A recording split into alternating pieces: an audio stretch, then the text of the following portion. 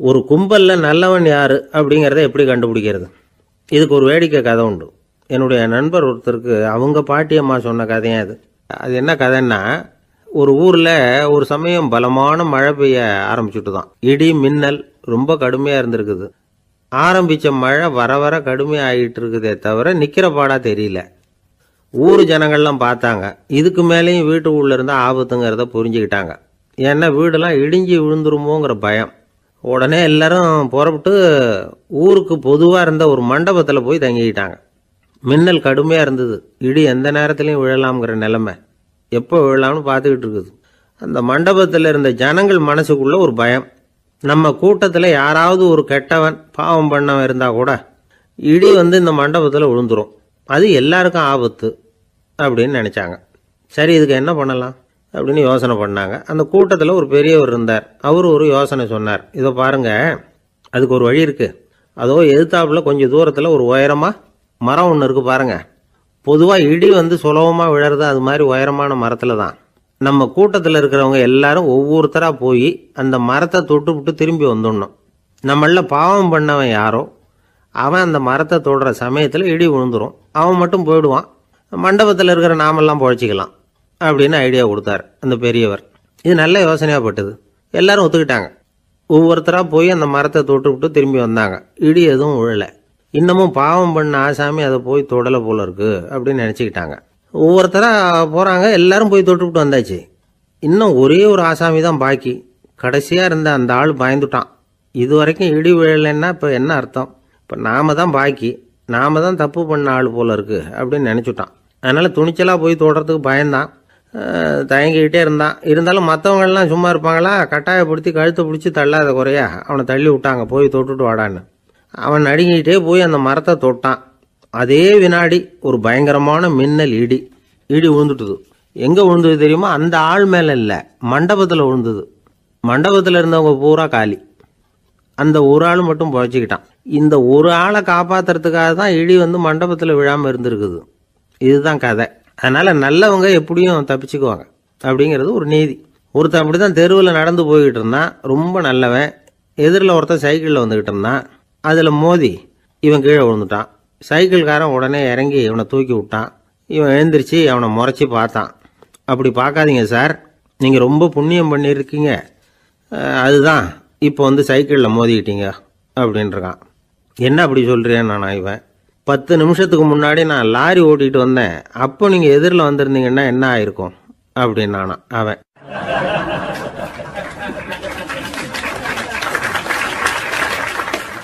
ஒரு பெரிய அரசன் இந்த உலகம் பூராவையும் ஆண்டுகிட்டு இருந்தான். ரொம்ப காலம் அப்படி அரசாட்சி பண்ணிக்கிட்டு இருந்தான். திடீர்னு அவனுக்கும் சில எதிரிகள் முளைச்சாங்க. அவங்கெல்லாம் ஒன்று சேர்ந்து இவனை தோற்கடிச்சுட்டாங்க. தோற்று போனதும் இவனுக்கு பயம் வந்துட்டுது. எங்கே எதிரிகள் நம்ம கொண்டுடுவாங்களோ அப்படின்னு. வெளியில் வந்தால் தனக்கு ஆபத்துன்னு பயந்துக்கிட்டு யாருக்கும் தெரியாமல் ஒரு குகைக்குள்ளே போய் பதுங்கி கிடக்கிறான். நிலைமையை பாருங்கள். முதல் நாள் அரண்மனையில் அதிகாரம் பண்ணிக்கிட்டு இருந்தவன் மறுநாள் குகையில் பயந்து போய் பதுங்கி கிடக்கிறான். ராத்திரி நேரம் வந்தது. பசி வயத்தை கிள்ளுது. பிச்சை எடுத்து சாப்பிட வேண்டிய நிலைமை. பிச்சை எடுக்கிறதுக்கு பாத்திரம் வேணுமே, என்ன பண்ணுறது அப்படின்னு அங்கேயும் இங்கேயும் பார்க்குறான். ஒரு மூலையில் யாரோ விட்டுட்டு போன ஒரு ஓடு கிடக்குது. அதை எடுத்துக்கிட்டு புறப்பட்டான். இருட்டில் வழி புரியல. ஏதோ ஒரு யூகத்தில் காலை மெதுவாக எடுத்து வச்சு நடந்து போயிட்டுருக்கிறான். வழியில் ஒரு கருப்பு நாய் படுத்து கிடந்தது. இருட்டில் அவன் இது கண்ணுக்கு சரியாக தெரியல. அவனுக்கு தவறி போய் காலை வச்சுட்டான். அது மேலே நாய் சும்மா இருக்குமா, வள்ளுன்னு விழுந்து கடிச்சு விட்டுது. காலை பார்க்குறான். காலத்தையும் நினச்சி பார்க்குறான். அரண்மனையில் வீரக்கழல் அணிந்த காலை உடைய மன்னா அப்படின்னு புகழ்வாங்களே புலவர்கள்லாம். ஆனால் அது இன்னைக்கு நாய் கடித்த காலம் ஆயிட்டுதே அப்படின்னு நினைக்கிறான். அது மட்டும் இல்லை, முன்னாடியெல்லாம் பொற்கிண்ணங்களில் தான் அவன் சாப்பிடுவான். ஆனால் இப்போது உடஞ்சி போன ஓட்டு, அது ஓட்டை கையில் வச்சுக்கிட்டு நிற்கிறான். அதில் யாராவது சாப்பாடு போடுவாங்களான்னு. முன்னாடியெல்லாம் நிறைய பேர் அரண்மனைக்கு வருவாங்க. அரசருக்கு காணிக்கைன்னு சொல்லி இவன் காலடியில் கொண்டாந்து கொட்டுவாங்க.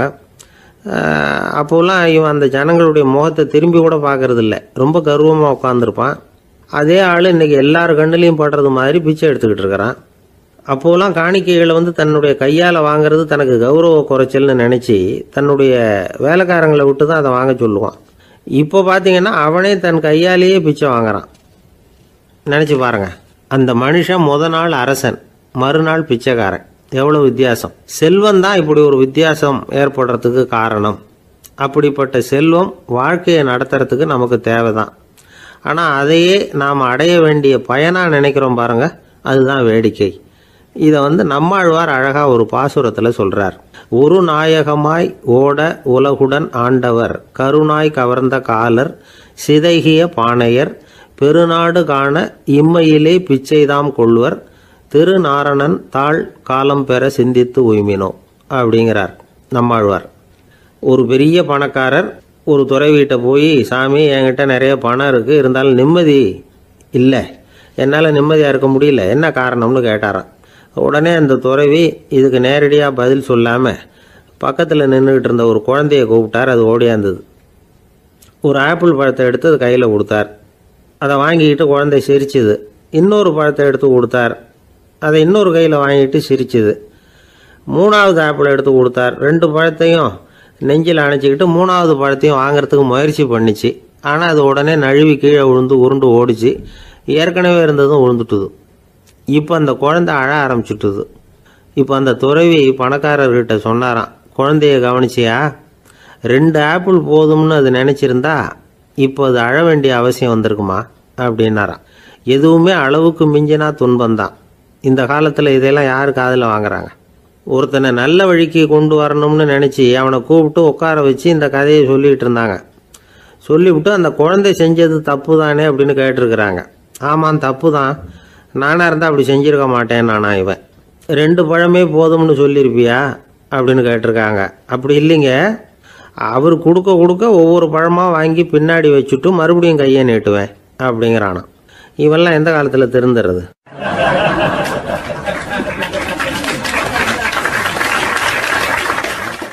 ஒரு பெரிய தத்துவ சிந்தனையாளர் இருந்தார், சுவாங் ட்சு அப்படின்னு பேர். அவருடைய மனைவி ஒரு நாள் திடீர்னு காலமாயிட்டாங்க. ஐயோ பாவம், அவர் ரொம்ப வருத்தப்படுவார், போய் ஆறுதலாக 4 வார்த்தை பேசிவிட்டு வரலாம் அப்படின்னு நினச்சிக்கிட்டு நிறைய பேர் அவரை தேடிட்டு வந்தாங்களாம். வந்தவங்களுக்கு ஆச்சரியம், ஏன்னா இவர் வருத்தப்பட்டுக்கிட்டு இருப்பார் அப்படின்னு தானே எதிர்பார்த்தாங்க. அப்படி இல்லை, தாளம் போட்டுக்கிட்டு உட்காந்துருக்கிறார். தாளத்துக்கு தகுந்த மாதிரி பாட்டு வேற பாடிக்கிட்டு இருக்கிறார். என்ன மனுஷன் இவர், கொஞ்சம் கூட கவலை இல்லாமல் இப்படி இருக்கிறாரு அப்படின்னு நினச்சாங்க. ஒருத்தர் துணிஞ்சு அவர்கிட்ட கேட்டுவிட்டார், என்னங்க இது இப்படி அப்படின்னு. அதுக்கு அவர் என்ன சொன்னார் தெரியுமா? இதை பாருங்க, என்னுடைய மனைவி பிறக்கிறதுக்கு முன்னாடி அவளுக்கு உயிரும் கிடையாது, உடலும் கிடையாது. அதுக்கு பிறகு தான் உயிர் வந்தது, உடல் வந்தது, அந்த உருவம் வந்தது. இப்போ என்ன ஆச்சு? அந்த உருவமும் உயிரும் போயிட்டுது, அவ்வளவுதானே. வந்தது போயிட்டுது. இளவேனில் காலம், இலையுதிர் காலம், பனிக்காலம், இப்படி பருவங்கள் மாறி மாறி வருது இல்லையா? அது மாதிரி பிறப்பும் இறப்பும் மாறி மாறி வருது. இது இயற்கை. இதுக்காக அழுதா அது எப்படி அப்படின்னாராம். ஞான தெளிவு அடைஞ்சவங்களுக்கு எல்லாமே சுகம்தான். திருவள்ளுவரும் அதைத்தான் சொல்றார், உறங்குவது போலும் சாக்காடு, உறங்கி விழிப்பது போலும் பிறப்பு. தூங்குறதுக்கெல்லாம் நாம் வருத்தப்பட்டுக்கிட்ட இருக்கிறோமா? இன்னைக்கு தூங்க வேண்டியிருக்குதே, இன்னும் கொஞ்சம் நேரத்தில் நான் தூங்க வேண்டியிருக்கு அப்படின்னு சொல்லி யாராவது அழுதுகிட்டு இருப்பாங்களா? அதனால் இந்த உலக வாழ்க்கையினுடைய இயல்பை யதார்த்தத்தை நாம் தெளிவாக புரிஞ்சுக்கணும். அப்படி புரிஞ்சுக்கிட்டால் நாம் கவலை இல்லாமல் வாழ முடியும். ஒரு வயசான தாத்தா பாட்டி 60 வருஷத்துக்கு முன்னாடி அவங்களுக்கு கல்யாணம் ஆச்சு. ஒன்றாவே வாழ்ந்தாங்க, ஒன்றாவே இறந்து போனாங்க. இப்போ அவங்க 2 பேரும் சொர்க்கத்துக்கு போய் சேர்ந்தாங்க. அங்கே எல்லா வசதியும் இருந்தது. ஒரு பெரிய பங்களாவே இவங்களுக்கு ஒதுக்கி கொடுத்தாங்களாம். இதுக்கு எவ்வளவு வாடகைன்னு கேட்டார் தாத்தா. வாடகையெல்லாம் கிடையாது, இலவசம் அப்படின்னார் அங்கே இருந்தவர். அந்த வீட்டுக்கு பின்னாடி ஒரு பெரிய புல்வெளி இருந்தது. இதில் விளையாட ஏதாவது கட்டணம் உண்டான்னு கேட்டிருக்கார் தாத்தா. அதெல்லாம் ஒன்றும் கிடையாது, பணம்லாம் கட்ட வேண்டியதில்லை அப்படின்னார் அவர். பக்கத்தில் ஹோட்டல் மாதிரி ஒரு பெரிய கட்டடம், உள்ள சாப்பாட்டு மேஜைகள், அது மேலே விதவிதமான பலகாரங்கள். சாப்பாட்டுக்கெல்லாம் எவ்வளவு அப்படின்னு விசாரிச்சாராம் தாத்தா. அதுதான் சொன்னேனே, இங்கே எல்லாமே இலவசம்தான், எது வேணும்னாலும் சாப்பிட்லாம், எவ்வளவு வேணும்னாலும் சாப்பிட்லாம் அப்படின்னாராம். நீங்கள் சொல்கிறீங்க அப்படி, ஆனால் நான் சர்க்கரை சேர்த்துக்கக்கூடாது, உப்பு சேர்த்துக்கக்கூடாது, பாட்டி கையால் எப்பவும் பத்திய சாப்பாடு தான் அப்படின்னாராம் தாத்தா. இதை பாருங்கள், இங்கே உங்களுக்கு அந்த கவலையும் வேண்டியதில்லை. இங்கே நீங்கள் ஸ்வீட்டு சாப்பிட்லாம், காரம் சாப்பிட்லாம், உங்களுக்கு எந்த நோயும் வராது அப்படின்னாராம் அங்கே சொர்க்கத்தில் இருந்தவர். இதை கேட்ட உடனே அந்த தாத்தா பக்கத்தில் நின்ன பாட்டியை பார்த்து கத்தினாராம், அடி பாவி, எல்லாத்தையும் கெடுத்துட்டியே, நீ எனக்கு பத்திய சாப்பாடு போடாமல் கண்டதை திங்க விட்டுருந்தா 10 வருஷத்துக்கு முன்னாடியே நான் இங்கே வந்து சேர்ந்துருப்பேனே அப்படின்னாராம்.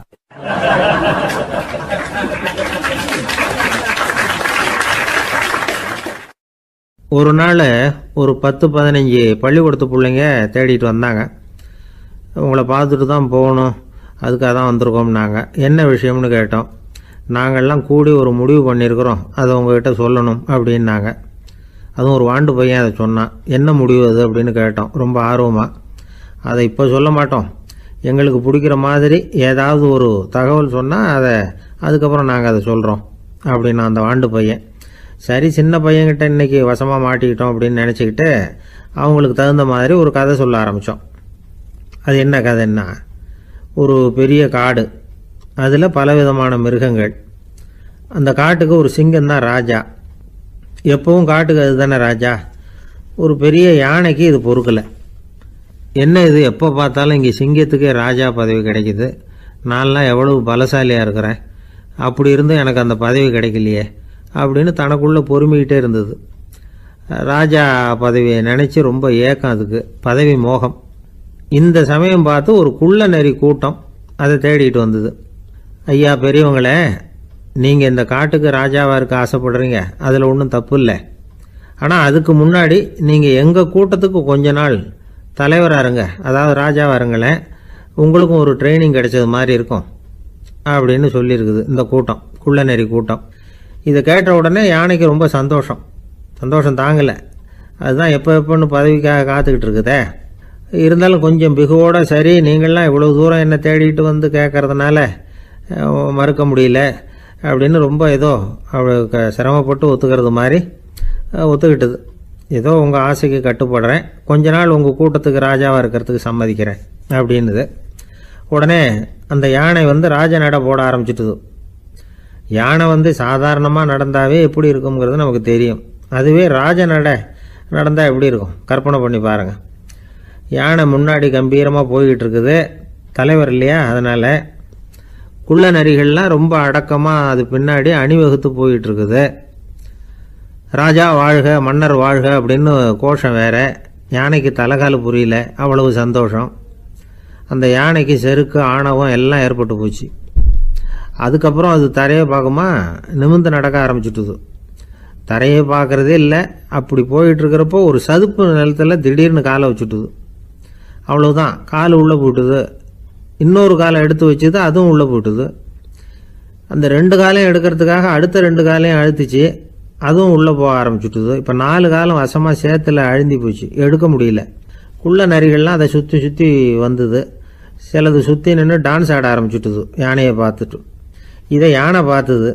என்ன இது, தலைவர் நான் தவிச்சுக்கிட்டு இருக்கிறேன், தொண்டர்கள்லாம் சுற்றி நின்று வேடிக்கை பார்த்துக்கிட்டு இருக்கிறீங்க, டான்ஸ் ஆடுறீங்க அப்படின்னு கேட்டுதான். தொண்டர்களே, தலைவர் நான் தவிச்சுக்கிட்டு இருக்கிறது உங்களுக்கு தெரியலையா? இப்போ உடனே உங்கள் தலைவரை காப்பாற்ற வேண்டியது உங்கள் கடமை இல்லையா அப்படின்னு கத்துச்சான் அந்த யானை. குள்ள நரிகளில் ஒன்று முன்னாடி நின்று அந்த யானையை பார்த்து தான், தலைவரே, எங்களுக்கு ரொம்ப நாளாக ஒரு ஆசை, அந்த ஆசையை நிறைவேற்றிக்கிறதுக்காக தான் உங்களை எங்கள் தலைவராக ஏற்றுக்கிறோம்னு சொன்னோம் அப்படின்னு தான். என்ன ஆசைன்னு கேட்டிருக்கு யானை. யானை கறி சாப்பிட்டு பார்க்கணுங்கிறது எங்களுக்கு ரொம்ப நாளாக ஆசை, அது இன்றைக்கி தான் நிறைவேற போகுது அப்படின்னு தான் அந்த நரி. இதை கேட்ட உடனே அந்த யானை அப்படியே மூர்ச்சி ஆகிட்டு தான். நரிகள்லாம் அது மேலே ஏறி குதற ஆரம்பிச்சுட்டு தான். பதவி மேலே இருந்த பேராசை அந்த பலசாலியான யானையையே மாட்டி விட்டுட்டுது பார்த்தீங்களா அப்படின்னு சொல்லி முடித்தோம் இந்த கதையை அந்த சின்ன பிள்ளைங்கக்கிட்ட. சரிங்க, இப்போ நாங்கள் உங்களை தேடி வந்த விஷயம் என்னங்கிறத சொல்லவா அப்படின்னா ஒரு வாண்டு பையன். சீக்கிரம் சொல்லு தம்பி, சஸ்பென்ஸ் தாங்கலை அப்படின்னோம். அவன் மெதுவாக எங்களை பார்த்து சொல்கிறான், எங்களுக்கு கொஞ்ச நாள் நீங்கள் தலைவராக இருந்தால் தேவலை அப்படின்னா.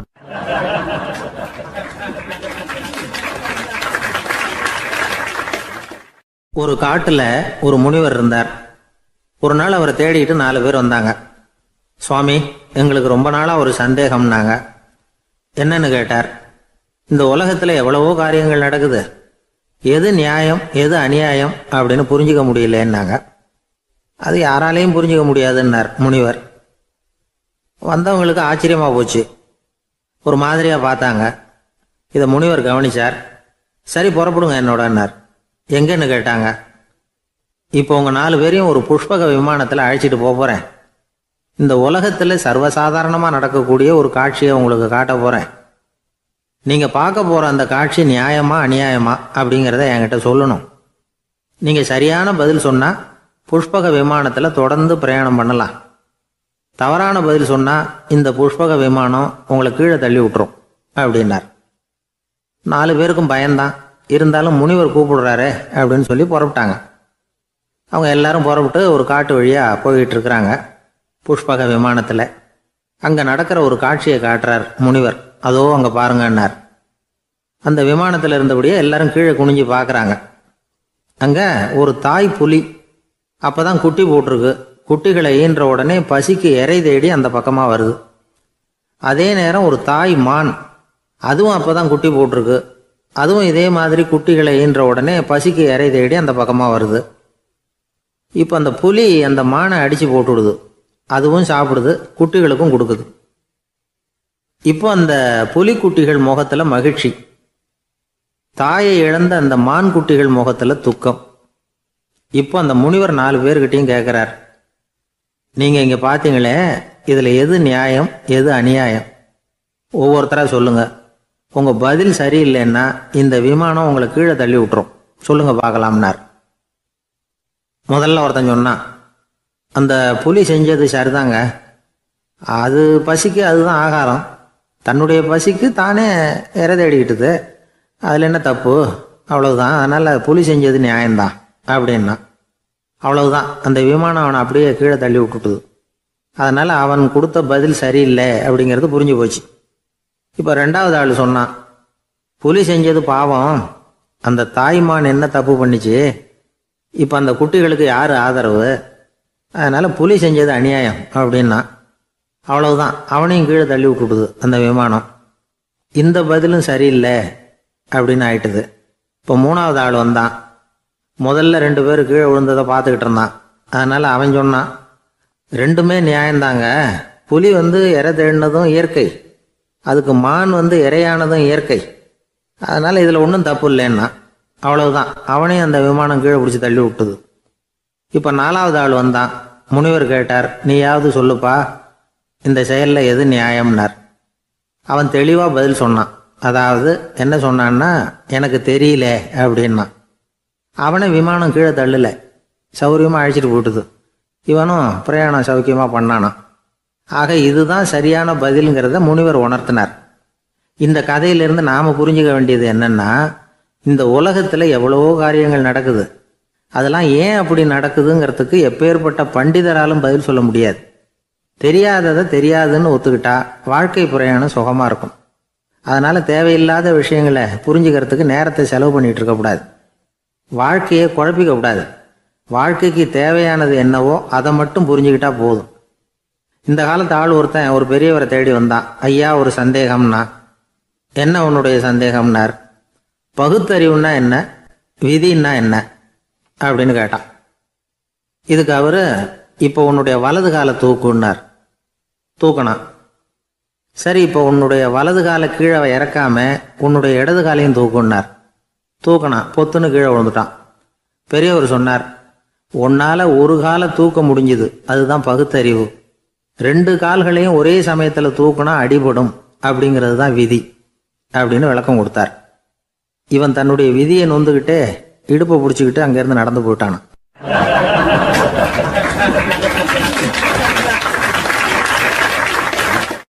ஒரு ஊரில் ஒரு கோயில் இருந்தது. ரொம்ப பழைய கோயில். உள்ளே போகிறதுக்கே பயமாக இருக்கும். எந்த நேரத்தில் இடிஞ்சு விழுந்துருமோ அப்படிங்கிற பயம். அப்படி இருந்ததுனால யாரும் துணிஞ்சு சாமி கும்பிடுறதுக்கு அங்கே போகிறதில்ல. கோயிலுக்கு வர்ற கூட்டம் கொஞ்சம் கொஞ்சமாக குறைய ஆரம்பிச்சுட்டுது. கோயில் நிர்வாகிகள் எல்லாரும் கூடி உட்காந்து பேசினாங்க. என்ன பண்ணலாம்னு யோசனை பண்ணாங்க. எந்த இடம் மோசமாக இருக்கோ அந்த இடத்த பழுது பார்த்தாங்க. அங்கே இங்கே வர்ணத்தை பூசி கொஞ்சம் அழகுபடுத்தி பார்த்தாங்க. ஏதோ இந்த ஊரில் கோயில்னு ஒன்று இருக்குது, அது மக்களுக்கு தெரியணும் அப்படிங்கிறதுக்காக தான் இப்படிலாம் பண்ணாங்க. இருந்தாலும் கோவில் இருக்கிற நிலைமை மக்களுக்கு தெரியும். அதனால் அங்கே வர்றது குறைச்சிக்கிட்டாங்க அவங்க. ஒரு கட்டத்தில் யாருமே வர்றதில்லை. நிலைமை அந்த அளவுக்கு ஆயிட்டுது. மறுபடியும் கோவில் நிர்வாகிகள் கூட்டம் நடந்தது. இந்த கூட்டம் கூட கோயிலுக்கு உள்ளே நடக்கலை, இடிஞ்சு விழுந்துருமோங்கிற பயம். அதனால் வெளியில தான் உட்காந்து கூட்டத்தை நடத்தினாங்க. ஏன்னா உள்ளே போகிறதுக்கு அவங்களுக்கும் துணிச்சல் கிடையாது. எந்த நேரமும் விழுந்துரும் போல் இருந்தது அது. அது வழியாக போகிறவங்க கூட வேகமாக அந்த இடத்த கடந்து போக ஆரம்பிச்சிட்டாங்க. கோவில் நிர்வாகிகள் வெளியில் உட்காந்து கூட்டம் போட்டாங்க இல்லையா, அந்த கூட்டத்தில் 4 தீர்மானங்களை நிறைவேற்றினாங்க. அது என்ன 4 தீர்மானம்னா, முதல் தீர்மானம், இந்த கோவிலை இடிப்பது அப்படிங்கிற முடிவை இந்த கமிட்டி மிகவும் வருத்தத்துடன் ஏற்றுக்கொள்ளுகிறது அப்படின்னு நிறைவேற்றினாங்க. இதுக்கு பதிலாக இன்னொரு கோவிலை உடனடியாக கட்டி முடிச்சுடணுங்கிறது 2வது தீர்மானம். 3வது தீர்மானம் என்ன தெரியுமா? பழைய கோவிலின் கதவுகள், அதிலிருந்து பிரித்து எடுக்கிற செங்கல், இதையே புது கோவில் கட்டுவதற்கு பயன்படுத்தி கொள்ள வேண்டியது. பழைய கோவில் இருந்த மாதிரியே அதே வடிவத்தில் புது கோவிலையும் கட்ட வேண்டியது. பழைய கோவிலின் அஸ்திவாரத்தை அப்படியே வச்சுக்கிட்டு அதுக்கு மேலே நாம் கோயிலை கட்டிக்க வேண்டியது. இதுதான் 3வது தீர்மானம். இதையும் கமிட்டி முழு மனசோட ஏற்றுக்கிட்டது. இது வரைக்கும் சரி. இப்போ அந்த கமிட்டி 4வதாக ஒரு முக்கியமான தீர்மானத்தை கொண்டுகிட்டு வந்து அதையும் ஏகமனதாக நிறைவேற்றி விட்டது. அது என்ன தீர்மானம்னா, புதிய கோவில் கட்டி முடிக்கிற வரைக்கும் பழைய கோவிலை இடிக்கிறதில்லை அப்படிங்கிற தீர்மானம். எப்படி இருக்குது பாருங்க இது. பழசை இடிக்காத வரையில் அதே இடத்துல புதுசாக எப்படி கட்ட முடியும்? பல விஷயங்களில் நாம் நடந்துக்கிற முறையும் இப்படி தான் இருக்குதான். வாழ்க்கையில் முன்னேறணும்னு ஆசைப்படுவோம். அதே நேரத்தில் அந்த முன்னேற்றத்துக்கு எது தடையாக இருக்கோ அதை விட்டு விடுறதுக்கும் மனசு வராது. வெளிநாட்டில் ஒரு பெரிய விருந்து நடந்துக்கிட்டு இருந்துதான். எல்லாரும் மது கோப்பையும் கையுமா அலைஞ்சிக்கிட்டு இருக்கிறாங்க. ஒருத்தர் மட்டும் கையில் எதுவும் இல்லாமல் ரொம்ப நல்ல பிள்ளையா சாதுவா ஒரு ஓரமாக தனியாக உட்காந்துருக்கிறார். அவர்கிட்ட நெருங்கி வாங்க மது சாப்பிடலாம் அப்படின்னு கூப்பிட்டாங்களாம். என்னை வற்புறுத்தாதீங்க, நான் என் மனசுக்குள்ளே உறுதியாக தீர்மானம் பண்ணிவிட்டேன் அப்படின்னாராம். என்ன தீர்மானம் பண்ணியிருக்கீங்க அப்படின்னு கேட்டிருக்காங்க. ஏற்கனவே முழு போதையில் இருக்கும் பொழுது மறுபடியும் மது கோப்பையை தொடரதில்லை அப்படின்னு தீர்மானம் பண்ணியிருக்கேன் அப்படின்னாராம்.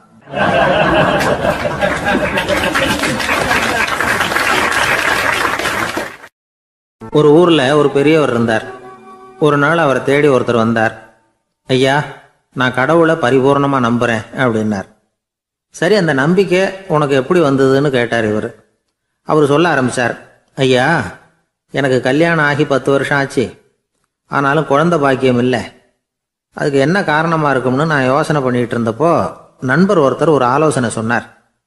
உனக்கு மதப்பற்று இல்லை, எந்த கடவுளையுமே நம்ப மாட்டேங்கிற, அதுதான் காரணம். கடவுளை நம்பு, உனக்கு குழந்தை பாக்கியம் கிடைக்கும் அப்படின்னார். அவர் அப்படி சொன்னாரே தவிர எனக்கு சந்தேகம்தான். இருந்தாலும் அவர் சொன்னபடியும் நடந்து தான் பார்ப்போமே அப்படின்னு முடிவு பண்ணேன். கடவுளை நம்ப ஆரம்பித்தேன். அந்த வருஷமே அழகான ஆண் குழந்தை பிறந்தது. எல்லாம் இறைவன் அருள் அப்படின்னார். இவர் இப்படி சொன்னதை கேட்டதும் அந்த பெரியவர் சொன்னார், நீ சொல்கிறதெல்லாம் சரிதான். இருந்தாலும் இந்த காலத்தில் எந்த ஒரு காரியமாக இருந்தாலும் அதை சோதனை செஞ்சு பார்த்துட்டு தான் ஒரு முடிவுக்கு வந்து சேர முடியும். அறிவுபூர்வமான முடிவு அதுவாக தான் இருக்கும். அறிவியல் சோதனைகள் அப்படித்தான். ஒரு குறிப்பிட்ட விஷயத்தை பற்றி எத்தனை தடவை சோதனை பண்ணாலும் ஒரே முடிவு தான் கிடைக்கணும். அதுதான் சரியாக இருக்கும். அதனால் இப்போ மறுபடியும் ஒரு சோதனைன்னார். என்ன செய்யணும் அப்படின்னு கேட்டார் இவர். கடவுள்கிட்ட ஒரு பெண் குழந்தை வேணும்னு கேளு. முதல்ல ஆண் குழந்தைய கொடுத்தது மாதிரியே இப்போ ஒரு பெண் குழந்தையையும் கொடுக்குறாரா பார்க்கலாம் அப்படின்னார். சரின்னு சொல்லி இவர் அதே மாதிரி முயற்சி பண்ணினார்.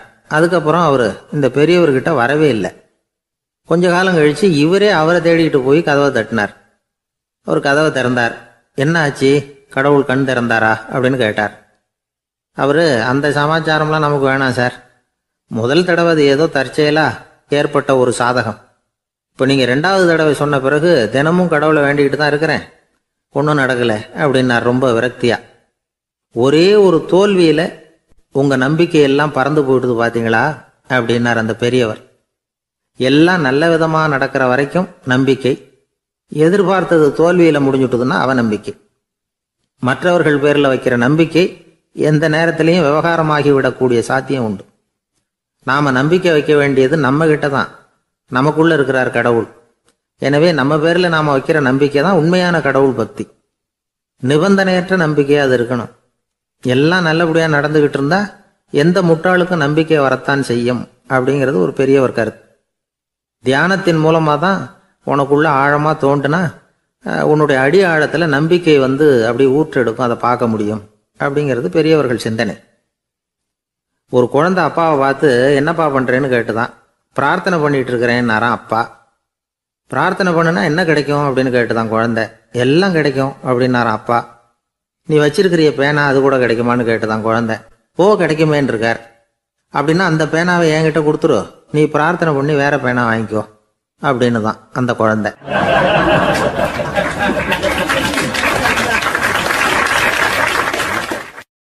ஒரு ஊர்ல ஒரு குரு இருந்தார், ஜென் குரு.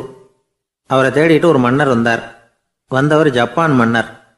தோட்டக்கலையை பற்றி தெரிஞ்சுட்டு போகிறதுக்காக அவர் வந்தார். எப்படி தோட்டம் அமைக்கிறது அப்படிங்கிறத பற்றி அந்த குரு விவரமாக சொல்லி கொடுத்தாரு. ஒரு நாள் 2 நாள் இல்லை, 3 வருஷம் கற்றுக் கொடுத்தார். அதுக்கப்புறம் சொன்னார், நான் கற்றுக் கொடுத்துட்டேன், இனிமேல் நீங்கள் போகலாம், போய் தோட்டம் அமைக்கலாம், அதுதான் உங்களுக்கு பரிசை. தோட்டம் அமைச்ச பிறகு சொல்லி அனுப்புங்க, நான் வந்து பார்க்குறேன். நீங்கள் இங்கே என்னவெல்லாம் கற்றுக்கிட்டீங்களோ அதையெல்லாம் அங்கே செயல்முறையில் செஞ்சு காட்டுங்க அப்படின்னு சொல்லி அனுப்பி வச்சார். மன்னர் போனார். அரண்மனைக்கு பக்கத்திலேயே ஒரு பெரிய தோட்டத்தை உண்டு பண்ணினார். அழகான மரங்களையும் செடிகளையும் உருவாக்கினார். கிட்டத்தட்ட 1000 தோட்டக்காரர்களை பயன்படுத்தி 3 வருஷங்கள் முயற்சி பண்ணி அந்த அழகான தோட்டத்தை உருவாக்கினார். குருகிட்ட இருந்து செய்தி வந்தது, நாளைக்கு வந்து தோட்டத்தை பார்க்குறேன் அப்படின்னு. மன்னர் உடனே சுறுசுறுப்பாயிட்டார். முதல் நாளே தோட்டத்தை சுத்தப்படுத்தினார். ராத்திரி பூரா யாரும் தூங்கலை. எல்லாருக்கும் தோட்டத்தை ஒழுங்குபடுத்துகிற வேலை. அது அந்தந்த இடத்துல ஒழுங்காக இருக்குதா அப்படின்னு சரி பார்த்தாங்க. ஒரு தவறும் இல்லாத வகையில் அதை ஒழுங்குபடுத்தினாங்க. மறுநாள் குரு வந்தார், தோட்டத்தை பார்த்தார். அவருக்கு கோபம் வந்துட்டுது. மன்னருக்கு ஆச்சரியம், எப்பவும் சிரிச்சுக்கிட்டே இருக்கிறவர் இப்போ எப்படி இருக்கிறாரே அப்படின்னு. மெதுவாக குருக்கிட்ட போய் எல்லாம் சரியாக தானே இருக்குது அப்படின்னார். எல்லாம் சரிதான், ஆனாலும் எங்கே அந்த பொன்னிற காற்று அப்படின்னார். உதிர்ந்த இலைகள், பொன் மஞ்சள் நிற இலைகள் காற்றில் அப்படி புரண்டு ஓடுவதை நான் பார்க்க முடியவில்லையே அப்படின்னாராம். அது இல்லாமல் இந்த தோட்டம் உயிரோட்டம் உள்ளதாக இருக்காது, இதில் பாடல் இல்லை, ஆடல் இல்லை, அதெல்லாம் இல்லாமல் இந்த தோட்டம் ரொம்பவும் செயற்கையாக தெரியுதேன்னாராம். மன்னர் இப்போதான் யோசனை பண்ணார். கீழே கிடந்த காஞ்சி போன இலைகள் மட்டும் இல்லை, மரத்தில் இருந்த காஞ்சி போன இலைகளையும் அப்புறப்படுத்தி சுத்தமாக வச்சிருக்கிறார். இறப்பும் வாழ்க்கையினுடைய ஒரு பகுதி தான். மரணம்ங்கிறது வாழ்க்கைக்கு எதிரானது அல்ல, அதை நிரப்பும் ஒரு பகுதி தான் அது. மரணம் இல்லையில் வாழ்க்கையே இல்லை அப்படிங்கிறது பெரியவங்க கருத்து. இப்போ அந்த தோட்டம் அழகாக தான் இருக்குது, இருந்தாலும் அது ஒரு ஓவியம் மாதிரி உயிர் இல்லாமல் இருக்கு. குரு ஒரு வாளியை கையில் எடுத்துக்கிட்டார். தோட்டத்தை விட்டு வெளியில் போனார். ஏற்கனவே வீசி எறிந்த அந்த சருகுகளை எல்லாம் அள்ளி கொண்டுகிட்டு வந்தார். உள்ள எல்லா இடங்கள்லையும் அதை வீசினார். உடனே காற்று அந்த காய்ந்த சருகுகளையும் பழுத்த இலைகளையும் அசைக்க ஆரம்பிச்சுட்டுது. இப்போ அங்கே சலசல சத்தம், சங்கீதம், இலைகளின் நடனம். ஓவியம் மாதிரி இருந்த அந்த தோட்டத்துக்கு இப்போ உயிர் வந்துட்டுது. இதுதான் அந்த பொன்னான காற்று அப்படின்னாராம் குரு. மன்னருக்கு புரிஞ்சுது. மிகப்பெரிய ஜென் கேள்வி ஒன்று உண்டு. உம்மான் அப்படிங்கிற ஒரு பெரிய குருவை பார்த்து துறவி ஒருத்தர் கேட்டாராம், இலைகள் எல்லாம் கீழே விழுந்து மரங்கள் மொட்டையாக இருக்கும் பொழுது என்ன நடக்கும்? இதுதான் கேள்வி. இதுக்கு உம்மான் சொன்ன பதில் பொன்னான காற்று, தி கோல்டன் விண்ட் அப்படின்னாராம். இதுக்கு என்ன விளக்கம்னா, உன்னுடைய எண்ணங்கள் எல்லாம் உன்னுடைய மனசிலிருந்து கீழே விழுந்து உனது உள்ளுணர்வானது மொட்டையாக நிற்கும் நிலைதான் அது. உனது வேர்களின் அருகில் காற்று வீசுகிறது. எல்லா எண்ணங்களும் உன்னிலிருந்து வெகு தூரத்துக்கு புரண்டு கொண்டே சென்று விடுகிறது. நீ அவற்றை கடந்து விட்டால் நீ அவைகளுக்கெல்லாம் மேலெழுந்து கீழே பார்ப்பவனைப் போல நிற்க ஆரம்பித்து விடுவாய். அதுதான் தியானம் என்பது அப்படின்னு சொல்றாங்க. தியானம்ங்கிறது எண்ணத்துக்கு எதிரானது இல்லை. தியானம்ங்கிறது எண்ணங்களை கடந்து செல்வது தான். அதுக்கப்புறம் நாம பொன்னிற காற்றுல ஆட ஆரம்பிச்சிருவோம். இதுதான் பெரியவர்கள் சொல்றது. என்கிட்ட ஒருத்தர் தோட்டம் அமைக்கணும்னு யோசனை கேட்டு வந்தார். எல்லாம் சொல்லி கொடுத்தேன்.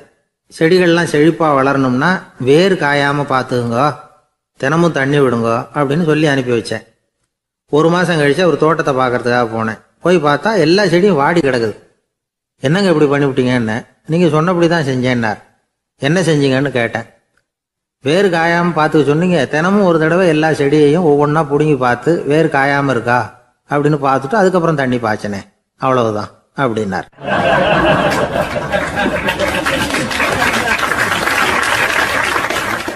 ஒரு வயசான பாட்டியும் தாத்தாவும் ஒரு பூங்காவில் உட்காந்து பேசிக்கிட்டு இருக்கிறாங்க. அவங்களுக்கு கல்யாணம் ஆகி 53 வருஷம் ஆச்சு. பிள்ளைங்கள்லாம் படித்து பெரிய பெரிய வேலையில் இருக்கிறாங்க. பேரன் பேத்திகளும் நல்ல நிலைமையில் இருக்கிறாங்க. இந்த தாத்தாவும் பாட்டியும் சிரித்து பேசிக்கிட்டு இருந்ததை ஒரு பெரியவர் பார்த்தார். அவருக்கு ஆச்சரியமாக இருந்தது.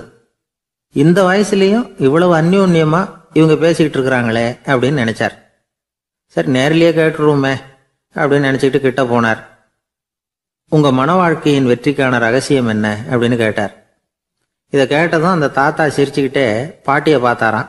அதுக்கப்புறம் சொன்னாராம், நான் இந்த அம்மாவை கல்யாணம் பண்ணிக்கிட்டதுக்கும் எங்களுடைய இல்வாழ்க்கை இவ்வளவு நாளாக பலம் குறையாமல் மகிழ்ச்சியாக இருக்கிறதுக்கும் காரணம் ஒன்று தான். அது என்ன காரணம்னா, எங்களுக்கு இடையில பொதுவாக நிறைய குறைகள் உண்டு, அதுதான் காரணம் அப்படின்னாராம். அவர் சொல்கிறது சரிதான் அப்படிங்கிறது மாதிரியே அந்த பாட்டியும் அவரை நிமிர்ந்து பார்த்தாங்களாம். இந்த பெரியவர் மறுபடியும் அந்த பாட்டியை பார்த்து அதே கேள்வியை கேட்டிருக்கார். உங்களுடைய நீண்டகால மன வாழ்க்கைக்கு கிடைச்ச வெற்றி எதனாலேன்னு சொல்ல முடியுமா அப்படின்னு கேட்டாராம். அவங்களும் சிரிச்சுக்கிட்டே பதில் சொன்னாங்களாம். என்ன பதில் தெரியுமா? சில பேரை நாம் குறிப்பிட்ட பண்புகளுக்காக நேசிக்கிறோம், வேற சிலரை நாம் அந்த பண்புகள் இல்லாத குறைகளுக்காகவே விரும்பி பழகிறோம் இல்லையா அப்படின்னு கேட்டுவிட்டு தலையை குனிஞ்சுக்கிட்டாங்களாம் அந்த பாட்டியம்மா. அவங்க அப்படி சொன்னதை கேட்டதும் இவருக்கு புதுசாக ஞானம் பிறந்தது மாதிரி இருந்துதான். இதுதான் மனம் நிறைந்த மன வாழ்க்கை அப்படிங்கிறார் சுவாமி சின்மயானந்தர். பண்புகளை எப்படி நேசிக்க முடியுதோ அதே மாதிரி பண்புகள் இல்லாத குறைகளையும் நேசிக்க முடியும். மனசுதான் காரணம். ஒரு மேல்நாட்டு தம்பதி, அவங்களும் தாத்தா பாட்டி தான். அவங்க 2 பேரும் ஒரு பூங்காவில் உட்காந்து சிரித்து பேசிக்கிட்டு இருக்கிறாங்க. அதை ஒருத்தர் பார்த்தார். அவருக்கு ஆச்சரியம், இவ்வளவு காலம் ஆகி இந்த வயசுலேயும் இப்படி அன்பாக பேசிக்கிட்டு இருக்கிறாங்களே அப்படிங்கிற ஆச்சரியம். கிட்ட நெருங்கி போனார். கேட்டார், ஏன் தாத்தா உங்களுக்கு கல்யாணம் ஆகி எவ்வளோ வருஷம் ஆச்சுன்னார். 55 வருஷம் ஆச்சுன்னாராம் அவர். இன்னமும் இவ்வளவு சந்தோஷமாக இருக்கிறீங்களே, அதுக்கு என்ன காரணம்னு கேட்டிருக்கார். அதுக்கு என்ன காரணம்னா, இதுவரைக்கும் எங்களுக்குள்ள சண்டையே வந்ததில்லை அப்படின்னாராம். அது எப்படி முடியும்னு கேட்டிருக்கார் இவர் ஆச்சரியமா. அந்த தாத்தா சொல்ல ஆரம்பிச்சாராம், இதை பாருப்பா, எங்களுக்கு கல்யாணம் ஆன புதுசில் நானும் என்னுடைய மனைவியும் ஒரு குதிரை மேலே ஏறி ஒரு காட்டு வழியாக போய்கிட்டு இருந்தோம். கொஞ்சம் தூரம் போனதும் அந்த குதிரை எடக்கு பண்ணிச்சு. நான் உடனே கீழே இறங்கி அந்த குதிரையை பார்த்து, இது உனக்கு முதல் தடவை அப்படின்னு மிரட்டலாக சொல்லிவிட்டு ஏறி உக்காந்தேன். மறுபடியும் போனோம். கொஞ்சம் தூரம் குதிரை நல்லபடியாக நடந்து போச்சு. மறுபடியும் எடக்கு பண்ண ஆரம்பிச்சுட்டுது. நான் கீழே இறங்கினேன். கையில் இருந்த சாட்டையால் ஓங்கி ஒரு அடி கொடுத்தேன். இது உனக்கு 2வது தடவை அப்படின்னு சொல்லிவிட்டு ஏறி உக்காந்தேன். மறுபடியும் குதிரை கொஞ்சம் தூரம் நல்ல விதமாக நடந்து போச்சு. அப்புறமும் எடக்கு பண்ண ஆரம்பிச்சுட்டுது. அந்த சமயத்தில் ஒரு ஆற்று பாலத்தை கடந்து போய்கிட்டு இருக்கிறோம். நான் கீழே இறங்கினேன். என்னுடைய மனைவியையும் கீழே இறங்க சொன்னேன். அந்த குதிரையை பிடிச்சி அப்படியே ஆற்றுல தள்ளி விட்டுட்டேன். தள்ளி விட்டுட்டு, இது உனக்கு கடைசி தடவை அப்படின்னு சொன்னேன். அதை பார்த்ததும் என் மனைவி பதறி போயிட்டாங்க. போய், ஐயோ பாவம், என்ன இப்படி பண்ணிவிட்டீங்க, உங்களுக்கு மனசில் கொஞ்சம் கூட இறக்கமே இல்லையா அப்படின்னாங்க. நான் மெதுவாக இவங்க பக்கம் திரும்பி, இது உனக்கு முதல் தடவை அப்படின்னு. அவ்வளவுதான், அன்னையிலேருந்து இன்னைய வரைக்கும் ஒரு நாள் கூட எங்களுக்குள்ள சண்டையே வந்ததில்லை அப்படின்னு விளக்கம் கொடுத்தார் அந்த தாத்தா.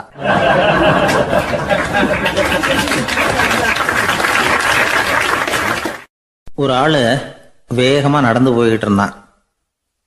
அவன் வேகமாக நடக்கிறதுக்கு காரணம் வெயில் காலம், காலில் செருப்பு இல்லை, மணல் பாதை, அதுதான் வேகம். காலில் செருப்பும் இல்லாமல் கையில் குடையும் இல்லாமல் அந்த ஆள் வெயிலில் நடந்து போய்கிட்டு இருக்கிறான். அந்த சமயத்தில் இன்னொருத்தன் குதிரை மேலே ஏறி அந்த வழியாக வந்துக்கிட்டு இருக்கிறான். அவன் காலில் செருப்பும் இருந்தது, கையில் குடையும் இருந்தது. நடந்து போய்கிட்டு இருந்தவன் அந்த குதிரை ஆசாமியை பார்த்து கேட்டான், ஐயா, நீங்களும் குதிரை மேலே உட்காந்துக்கிட்டு போய்கிட்டு இருக்கிறீங்க, அப்படி இருக்கிறப்போ உங்களுக்கு அந்த செருப்பு என்னத்துக்கு, அதை எனக்கு கொடுத்து உதவலாமே அப்படின்னா. குதிரை மேலே உட்காந்துருந்தவன் யோசனை பண்ணி பார்த்தான். இவன் சொல்கிறது நியாயம்தானே அப்படின்னு சொல்லி தன்னுடைய செருப்பை கழட்டி அந்த வழிப்போக்கனுக்கு கொடுத்துட்டான். ரொம்ப நல்லதுங்க அப்படின்னு சொல்லி இவன் அதை வாங்கி காலில் மாட்டிக்கிட்டான். அதுக்கப்புறம் மறுபடியும் இவன் ஆரம்பித்தான், ஐயா, நீங்கள் குதிரையில் போகிறதுனால போக வேண்டிய இடத்துக்கு வேகமாக போய் சேர்ந்துருவீங்க, அதனால் உங்கள் கையில் அந்த குடை என்னத்துக்கு, நான் நடந்து போயிட்டுருக்கிறவன் ரொம்ப நேரம் நடக்க வேண்டியிருக்கும், இந்த வெயில்ல. அதனால அந்த கொடையையும் எனக்கு கொடுங்களேன் அப்படின்னா. குதிரை வீரன் யோசனை பண்ணி பார்த்தான். இதுவும் நியாயம்தானே அப்படின்னு அவனுக்கு தோணுச்சு. உடனே இறக்கப்பட்டு தன் காலில் இருந்த செருப்பை கொடுத்தது மாதிரியே தன் கையில் இருந்த கொடையையும் இவங்கிட்ட கொடுத்துட்டான். அதுக்கப்புறம் அவன் நிம்மதியாக புறப்பட்டான். இப்போ மறுபடியும் கை தட்டி அவனை நிறுத்தினான். கீழே நின்றுட்டு இருந்தவன், என்னப்பா ஏன் என்ன நிறுத்தின, இன்னும் ஏதாவது வேணுமா உனக்கு அப்படின்னா குதிரையில் இருந்தவன்.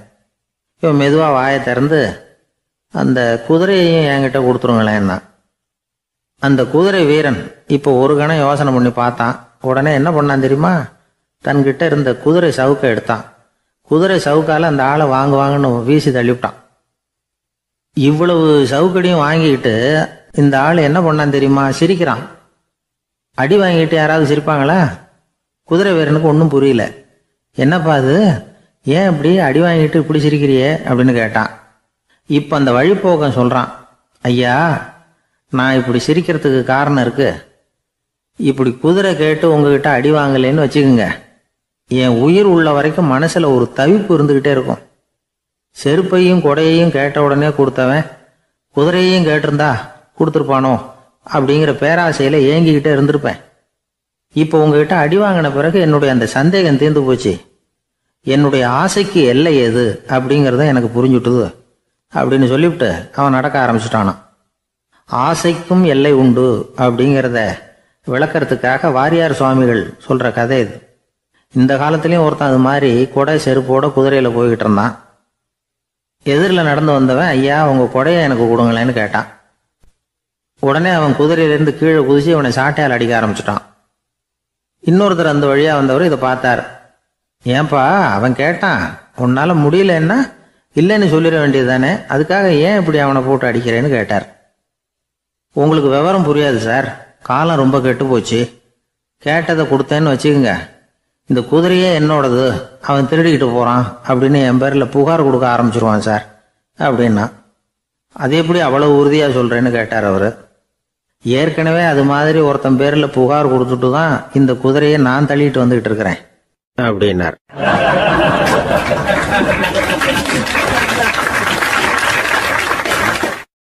கடற்கரை ஓரமா ஒரு பெரியவர் கையால மணலை கீறிக்கிட்டே உட்காந்துருக்கிறார்.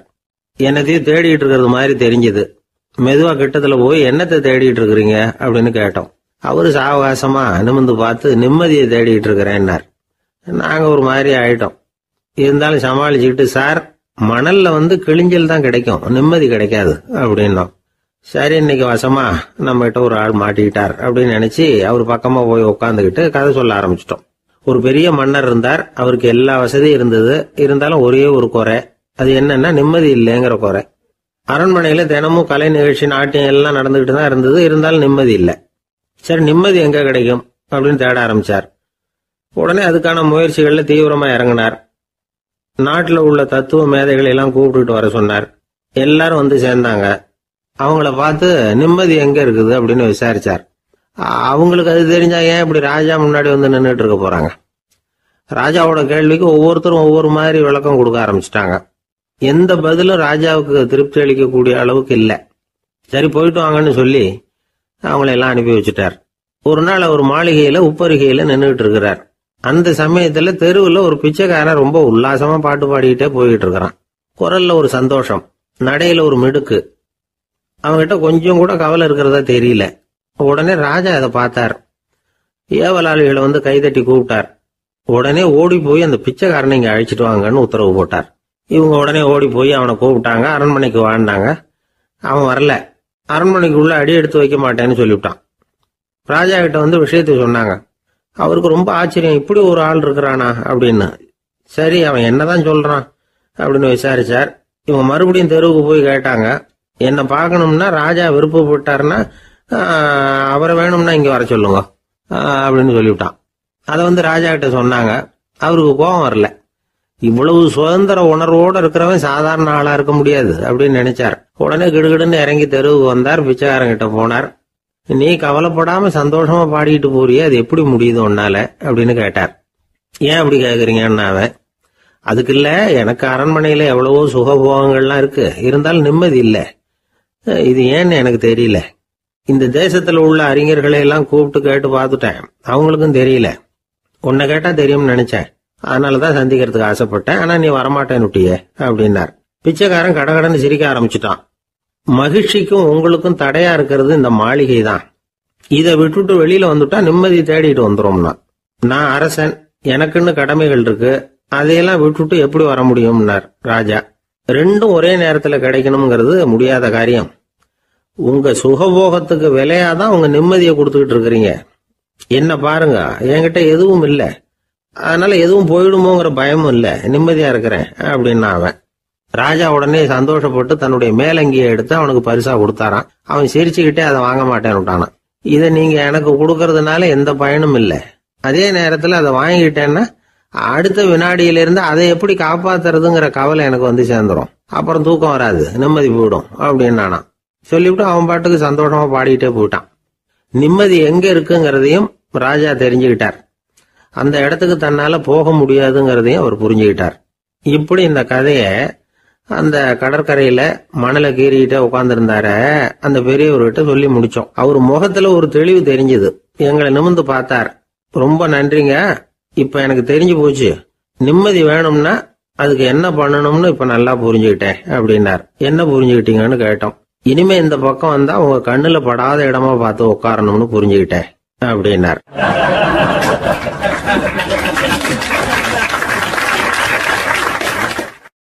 ஒரு சன்னியாசி, அவரு ஒரு நாள் ஒரு கனவு கண்டாராம்.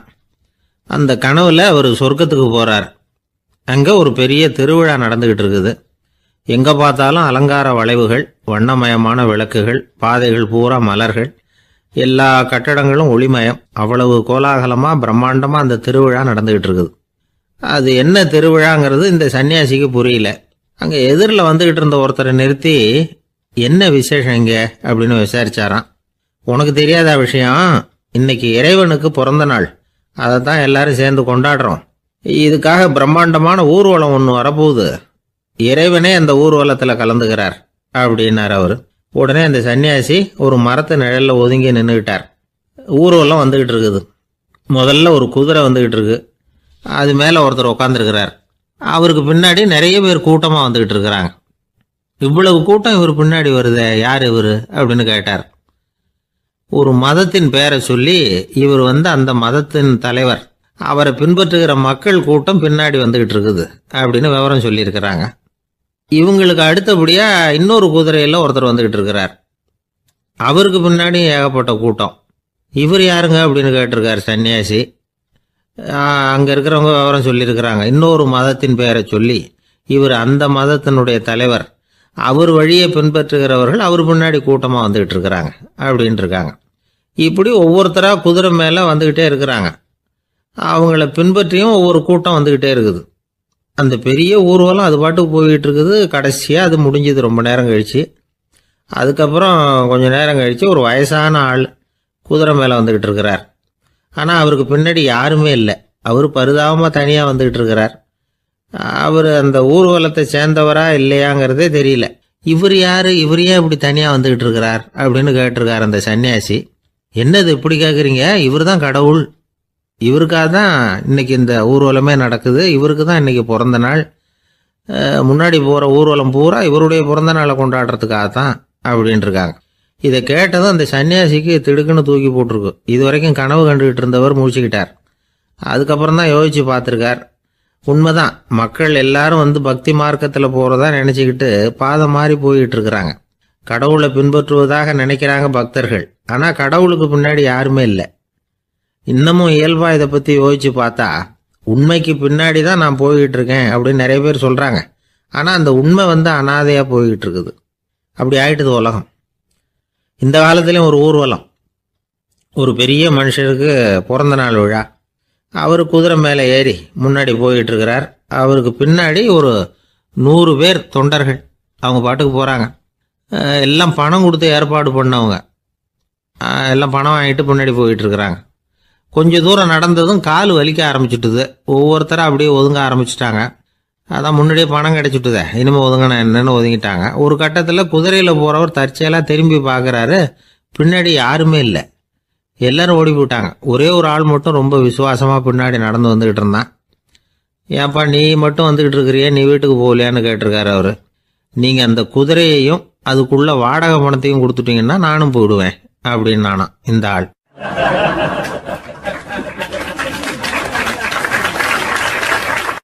ஒரு ஊரில் ஒரு ஆள் இருந்தான், தையல் கடை வச்சிருந்தான். அவங்கிட்ட ஒருத்தன் ஒரு சட்டை துணி எடுத்து கொடுத்து தைக்க சொல்லியிருந்தான். வர்ற சனிக்கிழமை வா வந்து வாங்கிட்டு போ அப்படின்னு அவன் சொல்லியிருந்தான். அதே மாதிரி இவன் வந்தான். அவன் தச்சு வச்சிருந்த சட்டையை கொடுத்தான். இவன் வாங்கி அங்கேயே போட்டு பார்த்தான். கை நீளம் ஒன்றுக்கு ஒன்று வித்தியாசமாக இருந்தது. வலது கை இடது பக்கத்தை விட நீளம் குறைச்சலாக இருந்தது. அவன் முணுமுணுக்க ஆரம்பிச்சுட்டான், என்ன இது இப்படி தைச்சுட்டியேன்னு. இதுக்கு அவன் சொன்னான், ஐயையோ இதுக்காகவா சங்கடப்படுறீங்க, வலது கையை மட்டும் கொஞ்சம் உள்ள இழுத்தாப்புல வச்சுக்கிட்டீங்கன்னா சரியா போகுது. மற்றபடி அந்த சட்டையில் உள்ள கலை அம்சத்தை கவனிங்க, எவ்வளவு அற்புதமாக தைச்சிருக்கேன் பாருங்க. ஒரு சின்ன குறைய இப்படிலாம் பொருட்படுத்த வேண்டியதில்லை. நான் சொன்னது மாதிரி கையை கொஞ்சம் உள்ள இழுத்தது மாதிரி வச்சுக்கிட்டு நடந்து போங்க, ஜோரா இருக்கும் அப்படின்னா. அவனும் யோசிச்சு பார்த்தான். சரியான யோசனையாக தான் தோணுச்சு. கொஞ்சம் முயற்சி பண்ணி வலது கையை கொஞ்சம் உள்ள இழுத்து சட்டை சரியா இருக்கிறது மாதிரி பண்ணிட்டான். இப்போ மறுபடியும் ஒரு பிரச்சனை. வலது கையை உள்ள இழுத்த மாதிரி அப்படியே வச்சுக்கிட்டதும் முதுகு பக்கம் கொஞ்சம் துணி தளர்த்தியா தொங்குறது மாதிரி தெரிஞ்சது. என்ன இது முதுகு பக்கம் துணி குவிஞ்சுட்டுதே தொங்குதே அப்படின்னா மறுபடியும், அடடா இதுக்காகவா கவலைப்படுறீங்க, உடம்ப அதுக்கு தகுந்த மாதிரி கொஞ்சம் வளைச்சிக்கிட்டா சரியா போடுது. இதுக்காக அந்த அழகான தையலை பிரித்து அதில் உள்ள கலை அம்சத்தை கெடுக்கிறதுக்கு என் மனசு இடம் தரல. எவ்வளவுக்கு தளர்த்தியா இருக்கோ அவ்வளவுக்கு கொஞ்சம் உடம்ப வளைச்சி அப்படி குனிஞ்சது மாதிரி போங்க போதும் அப்படின்னா. அதுவும் நல்ல யோசனையாக தான் பட்டுது இவனுக்கு. சரின்னு சொல்லிவிட்டு புறப்பட்டான். தெருவில் இறங்கினான். கையை கொஞ்சம் உள்ள இழுத்தான், உடம்ப கொஞ்சம் முன்னால் வளைச்சான், சட்டைக்கு தகுந்த மாதிரி உடம்ப பண்ணிக்கிட்டான். மெதுவாக நடந்து போகிறான். இப்போ எதிரில் இன்னொருத்தன் வரான். இவனை பார்க்கறான். இவன் போட்டிருக்கிற சட்டையை பார்க்கறான். ஆஹா அற்புதம்ங்கிறான். சும்மா சொல்லக்கூடாது, ரொம்ப நல்லா இருக்கு, நிச்சயமா இது இந்த ஊர் மேல தெருவில் இருக்கிற ஒருத்தன் இருக்கானே அவன் தைச்சதா தான் இருக்கணும் அப்படின்னா. இதை கேட்டதும் அவனுக்கு ஆச்சரியம். எப்படி அவ்வளவு கரெக்டா கண்டுபிடிச்சிங்க அப்படின்னு கேட்டிருக்கான். இதுக்கு அந்த வழிபோக்கன்னு சொன்னானா, அவன் ரொம்ப கெட்டிக்காரன். உங்களை மாதிரி உடம்பும் கையும் வளைஞ்சு போன ஒரு ஆசாமிக்கு அவனை தவிர வேற யாராலேயும் இவ்வளவு பொருத்தமான ஒரு சட்டையை தைக்க முடியாது அப்படின்னானா. பாருங்க, அவனுக்காக இவன் அனுசரிக்க போய் இவனோட நிலைமை எப்படி ஆயிடுது பாருங்க. இதே மாதிரி தான் சில சடங்குகளும் சம்பிரதாயங்களும் நம்மளை கோமாளி ஆக்கி விட்டுரும். எதுவா இருந்தாலும் அதுல அறிவுபூர்வமான அணுகுமுறை அவசியம். ஒரு நர்ஸ் அவசரமா ஓடி டாக்டர் கிட்ட சொல்லிச்சான், டாக்டர் ஒரு தப்பு நடந்து போச்சு, 10ஆம் நம்பர் பெட்ல இருக்கிற பேஷண்ட்டுக்கு காலில் ஆபரேஷன் பண்றதுக்கு பதிலாக கையில் ஆபரேஷன் பண்ணி விட்டீங்க. கை ஆபரேஷன் பண்ணிக்க வேண்டிய ஆள் 7ஆம் நம்பர் பெட்ல இருக்கார் அப்படின்னு தான். அதுக்கு ஒரு பதட்டப்படாம சொன்னாராம், பரவாயில்ல இவரை தூக்கி 7ஆம் நம்பர் பெட்ல போட்டுரு அப்படின்னாராம்.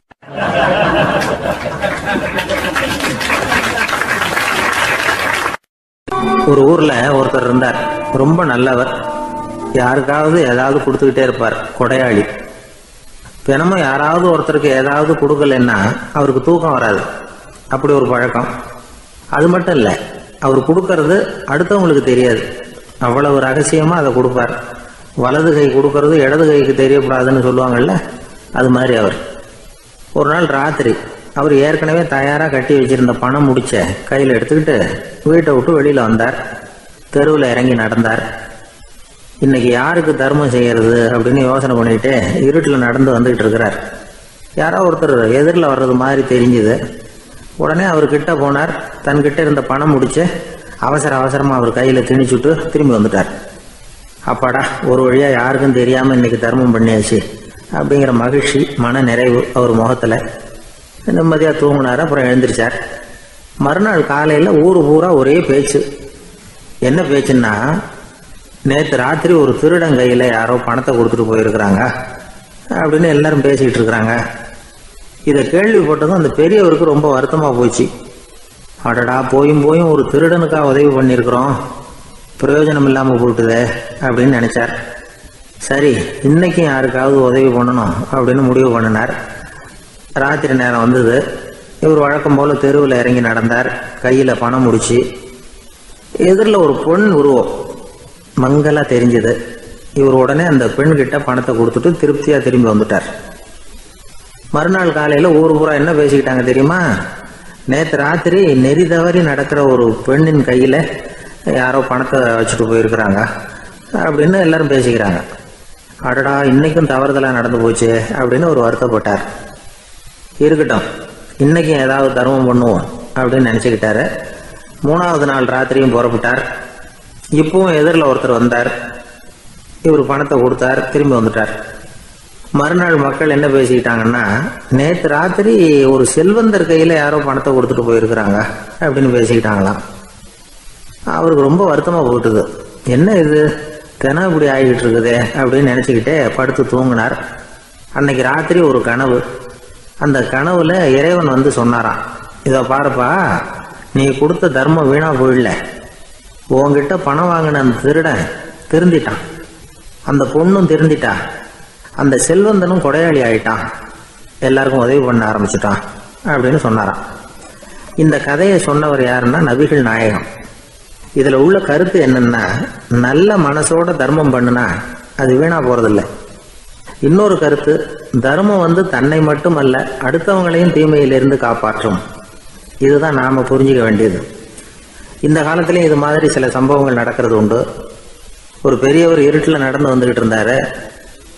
எதிரில் வந்த ஒருத்தன் வலுக்கட்டாயமா ஒரு கையை பிடிச்சி ஒரு பண முடிப்பை கொடுத்து வச்சுக்க சொல்லிவிட்டு விலகி போயிட்டான். பெரியவருக்கு ஆச்சரியம், இந்த காலத்திலையும் இப்படி வலது கை கொடுக்கறது இடது கைக்கு தெரியக்கூடாதுன்னு நினைக்கிற கொடையாளிகள் உண்டு போல இருக்கு அப்படின்னு யோசனை பண்ணிக்கிட்டே நடந்தார். கொஞ்ச தூரம் போயிருப்பாரு. அதுக்குள்ள அதே ஆள் திரும்பி வந்தான். கொடுத்த பண முடிப்பை திருப்பி கொடுங்க அப்படின்னு கேட்டு வாங்கிட்டான். இவருக்கு ஒன்றும் புரியல. ஏன் இப்படி பண்றேன்னார். அது ஒன்றும் இல்லைங்க, கொஞ்ச நேரம் இதை உங்ககிட்ட கொடுத்து வச்சிருந்தேன், அவ்வளவுதான் அப்படின்னா. ஏன்னு கேட்டார். என்னை பின்னாடி போலீஸ் தேடிக்கிட்டு வந்துகிட்டு இருக்குது, அதுதான் அப்படி பண்ணேன். இப்போ போயிட்டுது, இனிமே ஒன்றும் பயம் இல்லை அப்படின்னு சொல்லிவிட்டு அவன் பாட்டுக்கு நடந்து போறான்.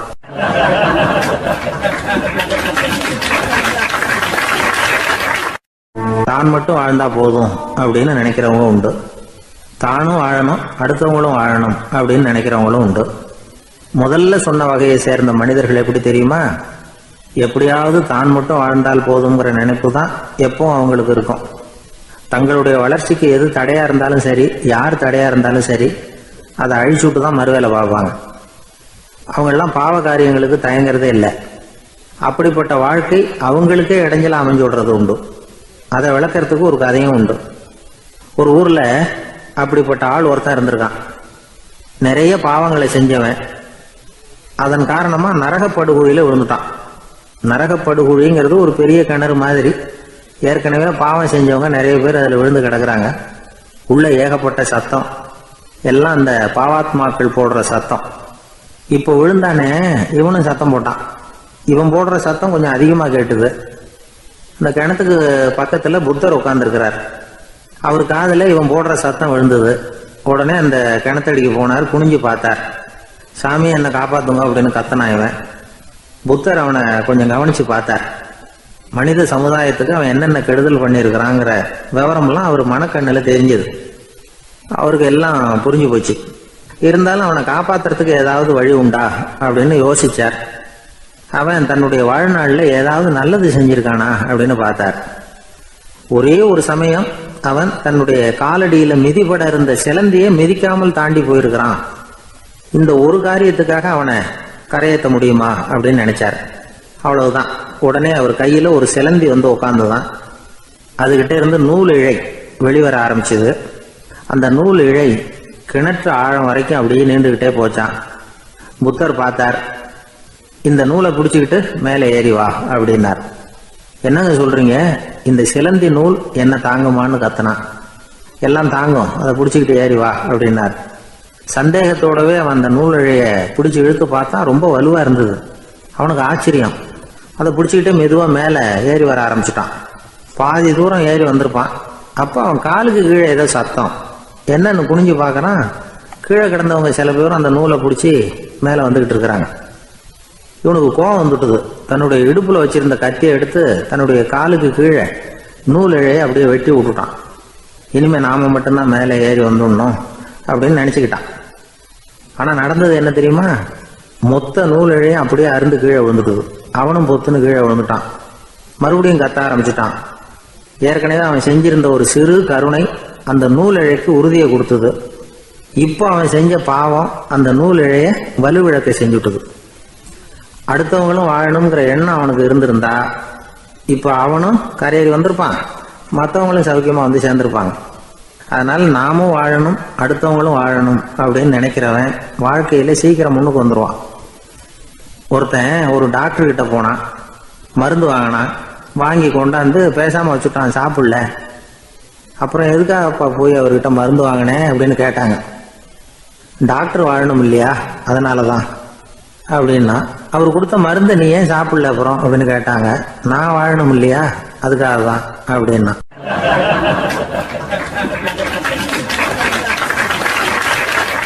அவர் ஒரு பெரிய குடும்பத்துல பிறந்தவர். இருக்கிற சொத்துக்கள் எல்லாத்தையும் வாரி வழங்கி விட்டு காட்டுக்கு புறப்பட்டார் தவம் செய்யறதுக்காக. இருந்தது ஊராவும் கொடுத்துட்டார். இனிமே எதுவுமே இல்லை கொடுக்கறதுக்கு. அப்போ கடைசியா ஒருத்தன் வந்து கையை நீட்டினானா, ஐயா ஏதாவது கொடுங்கன்னு இருக்கான். அவர் பார்த்தார், கட்டியிருக்கிற வேட்டியை தவிர வேற எதுவுமே இல்லை. 8 முழம் பட்டு வேட்டி, ஜரிகை கரையோடு இருக்குது. கடைசியா அதை தான் எடுத்துக்கிட்டு அவர் புறப்பட்டு இருக்கார். அவர் பார்த்தார், எதிரில் அவன் பரிதாபமா நின்றுட்டு இருக்கிறான். அந்த 8 முழ வேட்டியை 2ஆ கிழிச்சார். 4 முழத்தை அவன்கிட்ட கொடுத்தாரு. மீதி 4 முழத்தை தன்னுடைய இடுப்புல கட்டிட்டு அவர் காட்டுக்கு போயிட்டார். இவன் என்ன பண்ணான் தெரியுமா? கையில கிடைச்ச 4 முழத்தை எடுத்துக்கிட்டு கடை வீதிக்கு போனான். பழைய பட்டு வேட்டி ஜருகை இதெல்லாம் விலைக்கு வாங்குற வணிகர் ஒருத்தர் இருக்கார். அவர்கிட்ட போனான். இதை விலைக்கு எடுத்துக்கிறீங்களா அப்படின்னு கேட்டிருக்கான். அவர் வாங்கி பார்த்துருக்கார். ஆஹா, இது ரொம்ப அருமையான வேட்டி, விலை உயர்ந்த ஜருகை, இது ஏது உனக்கு அப்படின்னு கேட்டாரான். அவன் நடந்தது சொல்லியிருக்கான். அப்படின்னா ஒன்று செய்ய, இந்த வேட்டியோட இன்னொரு பாதியையும் மெதுவாக வாங்கிட்டு வந்துரு, உனக்கு நிறைய பணம் தர்றேன் அப்படின்னாரான் அந்த வணிகர். இவன் கொஞ்சம் யோசனை பண்ணி பார்த்தான். கொஞ்சம் இருங்க, வந்து விடுறேன் அப்படின்னு சொல்லிவிட்டு நேராக காட்டுக்கு போனான். அவர் எங்கே இருக்காருன்னு தேடி கண்டுபிடிச்சான். அவர் ஒரு இடத்துல தவக்கோலத்தில் இருக்கிறார். கட்டியிருந்த இடவேட்டியும் அவர் அறியாமல் நழுவி கீழே விழுந்து கிடக்குது. இவனுக்கு ரொம்ப வசதியாக போச்சு. அவரை கேட்க வேண்டிய அவசியமே இல்லை. மெதுவாக சத்தம் போடாமல் அடி மேலே அடி வச்சு நெருங்கினான். அவர் கண்ணை மூடிக்கிட்டு அவர் பாட்டு நின்றுட்டு இருக்கிறார். இவன் மெதுவாக போய் கீழே கிடந்த அந்த துணியை எடுத்துக்கிட்டு சத்தம் போடாமல் திரும்பி நடந்தான். ஒரு 2-3 அடி எடுத்து வச்சிருப்பான். அப்படி ஓட ஆரம்பிக்கிற சமயத்தில் அவன் காலில் கீழே கிடந்த முள்ளு ஒன்று நறுக்குன்னு தச்சு விட்டுது. வலி தாங்க முடியாமல் அம்மான்னு கத்திருக்கான். இந்த சத்தத்தினால கண்ணை மூடி நின்றுகிட்டு இருந்த அவரோட தவம் கலைஞ்சது. மெல்ல கண்ணை திறந்து பார்க்கிறார். தன் இடையில இருந்த வேட்டி அவன் கையில் இருக்கு. இப்போ அவர் நினைக்கிறார், என்ன நினைக்கிறாருன்னா, இந்த வேட்டி மீது நான் வைத்த ஆசை அல்லவா அவனை திருடனாக ஆக்கி விட்டது அப்படின்னு நினைச்சாரான். இந்த வேட்டி மேல நாம வச்ச ஆசை அவனை திருடும்படி ஆக்கி விட்டதே அப்படின்னு நினைச்சாரான். இது எப்பேற்பட்ட மனநிலை அப்படிங்கிறத கொஞ்சம் யோசனை பண்ணி பாருங்க. தான் ஒரு பொருள் மேல வச்ச பற்று இன்னொரு மனிதன் திருடனாக ஆகிறதுக்கு காரணமாயிட்டதேன்னு நினைக்கிறார். அப்படி நினைச்ச அந்த பெரியவர் யார் தெரியுமா? அவர் தான் மகாவீரர். இழந்துட்டேங்கிறிய, நீ என்னத்தை கொண்டுகிட்டு வந்த எங்க இழந்துடுறதுக்கு? நீ என்னத்தை உண்டாக்குன இது அழிஞ்சுட்டுதுன்னு சொல்றதுக்கு? இதுதான் அவருடைய சிந்தனை. இன்றைக்கு நம்ம சிந்தனையெல்லாம் வேற மாதிரி இருக்குது. ஒருத்தன் நடுத்தருவில் உட்காந்து அழுதுகிட்டு இருந்தான். அந்த வழியா வந்தவர் ஒருத்தர், ஏன்பா அழறேன்னு கேட்டாராம். 5 ரூபா சார், இந்த இடத்துல விழுந்துட்டுது, ரொம்ப நேரமா தேடுறேன், கிடைக்காது போல இருக்கு அப்படின்னு சொல்லிவிட்டு அழறான். எப்போ தொலைஞ்சதுன்னு கேட்டாராம் அவரு. அது எனக்கு தெரியாது சார், பணத்தை தொலைச்சவன் தேடி பார்த்துட்டு போயிட்டான், நான் அவனுக்கு பின்னாடி தேட வந்தவன் அப்படின்னு நானா இவன்.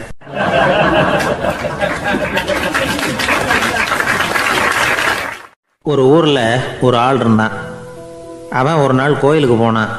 கடவுள்கிட்ட வேண்டிக்கிட்டான், எனக்கு ஒரு 1,00,000 ரூபா நீ கொடுத்தா நான் உன் சன்னதியில் ஒரு தேங்காய் உடைக்கிறேன் அப்படின்னு வேண்டிக்கிட்டான்.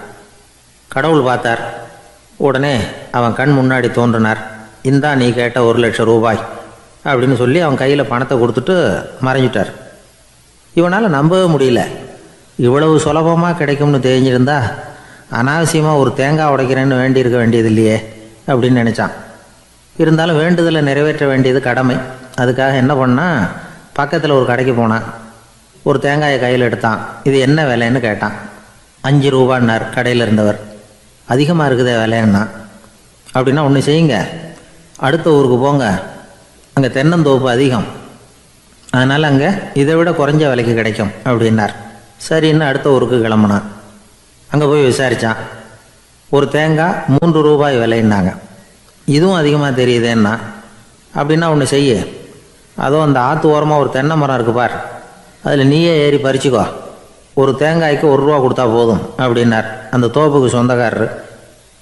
இவனுக்கு மரம் ஏற தெரியாது, இருந்தாலும் ஆசை யாரை விட்டுது, விலை சல்லிசாக இருக்குதே. ஆற்று ஓரம் போனால் தட்டு தடுமாறி அந்த மரத்தில் ஏறினா அந்த தென்னை மரம் வளைஞ்சி ஆற்று பக்கம் போய் அப்புறம் நிமிர்ந்து இருந்தது.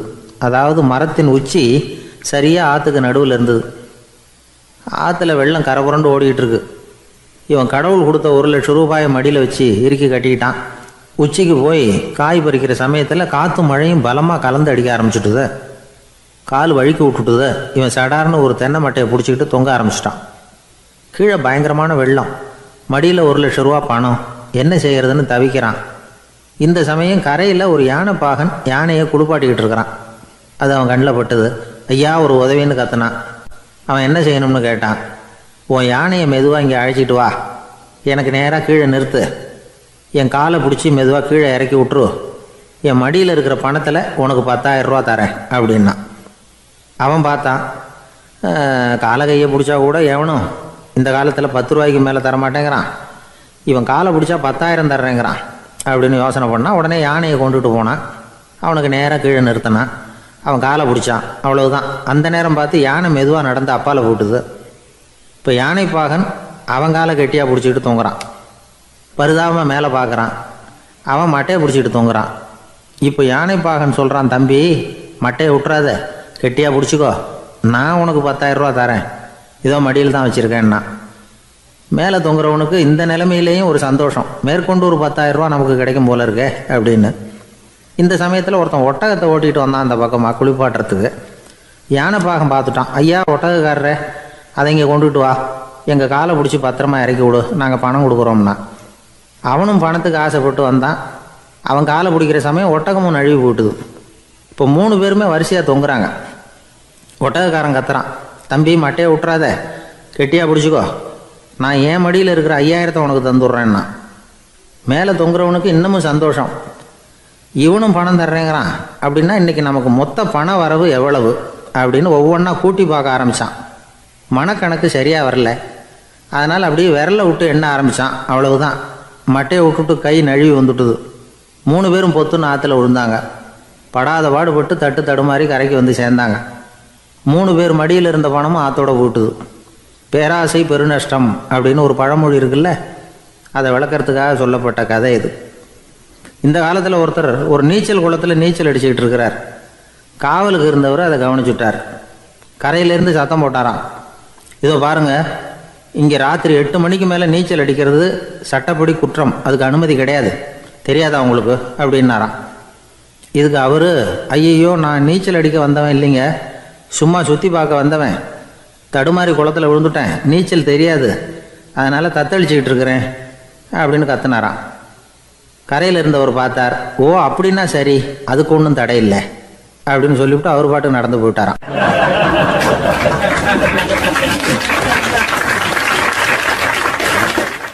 நம்மளை மாதிரி ஒரு ஆசாமி அவன் நம்மளை மாதிரியே கற்பனை பண்ணான்.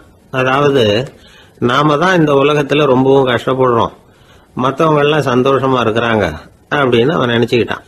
அவன் ஒரு நாள் கடவுளை வேண்டிக்கிட்டானா, சுவாமி இந்த உலகத்தில் எவ்வளவோ பேர் இருக்கிறாங்க, ஒவ்வொருத்தருக்கும் ஒவ்வொரு விதமான கஷ்டம் இருக்கலாம், ஒத்துக்கிறேன், இருந்தாலும் எனக்கு அது கொஞ்சம் அதிகமாக இருக்கிறது மாதிரி தெரியுது, அதனால நீங்கள் எனக்காக ஒரு சின்ன உதவி செஞ்சால் போதும், அது வேற ஒன்றும் இல்லை, என்கிட்ட இருக்கிற துயரங்களை இன்னொருத்தர் யாருக்கிட்டையாவது கொடுத்துருங்க, அவர்கிட்ட இருக்கிற துயரங்களை என்கிட்ட மாற்றி கொடுத்துருங்க, ஒரு மியூச்சுவல் டிரான்ஸ்ஃபர், அவ்வளவுதான், அப்படி பண்ணிவிட்டா போதும் அப்படின்னு வேண்டிக்கிட்டானான்.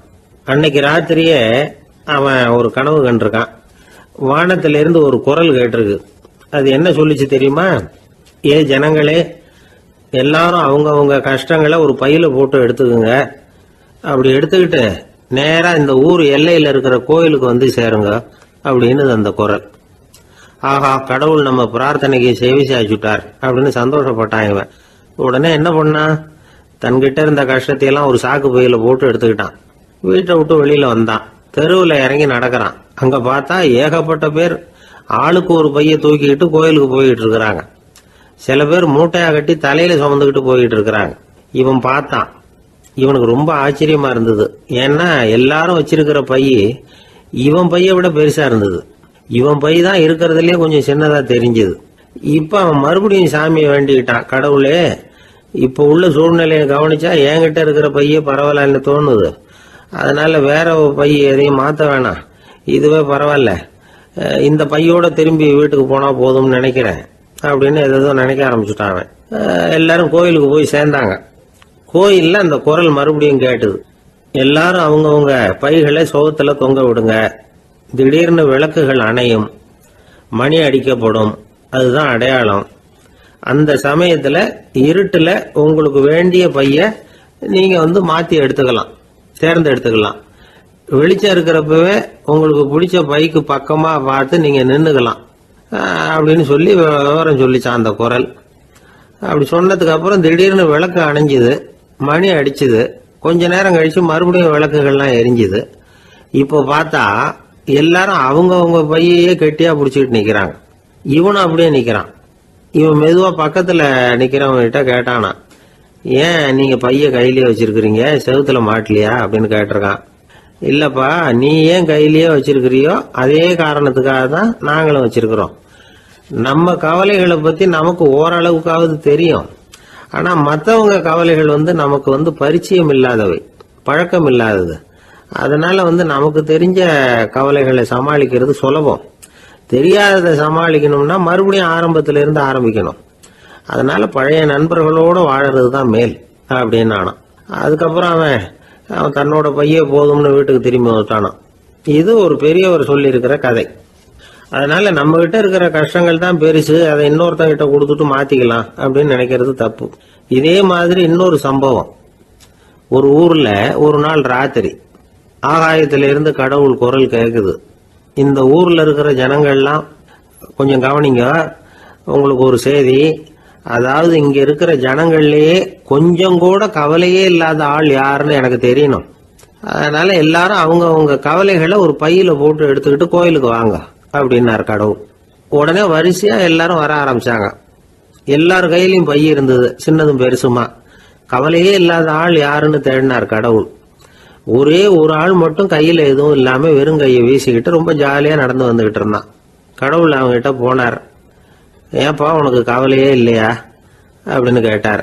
எனக்கும் சில கவலைகள்லாம் உண்டு அப்படின்னு அவன். எங்க அதெல்லாம்னு கேட்டிருக்காரு கடவுள். பின்னாடி லாரியில வந்துகிட்டு இருக்கு அப்படின்னு அவன்.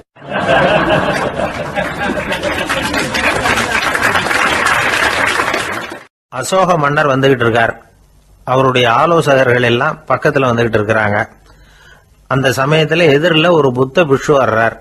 அசோகர் பாக்குறார். ஓடி போய் அவர் காலில் விழுந்து வணங்குறார். அசோக மன்னரின் தலை அந்த புத்த துறவியின் பாதத்துல பட்டுக்கிட்டு இருக்கு. பக்கத்துல நின்றுகிட்டு இருந்த அமைச்சருக்கு இது ரொம்ப சங்கடமா போச்சு. ரொம்ப வருத்தப்பட்டார்.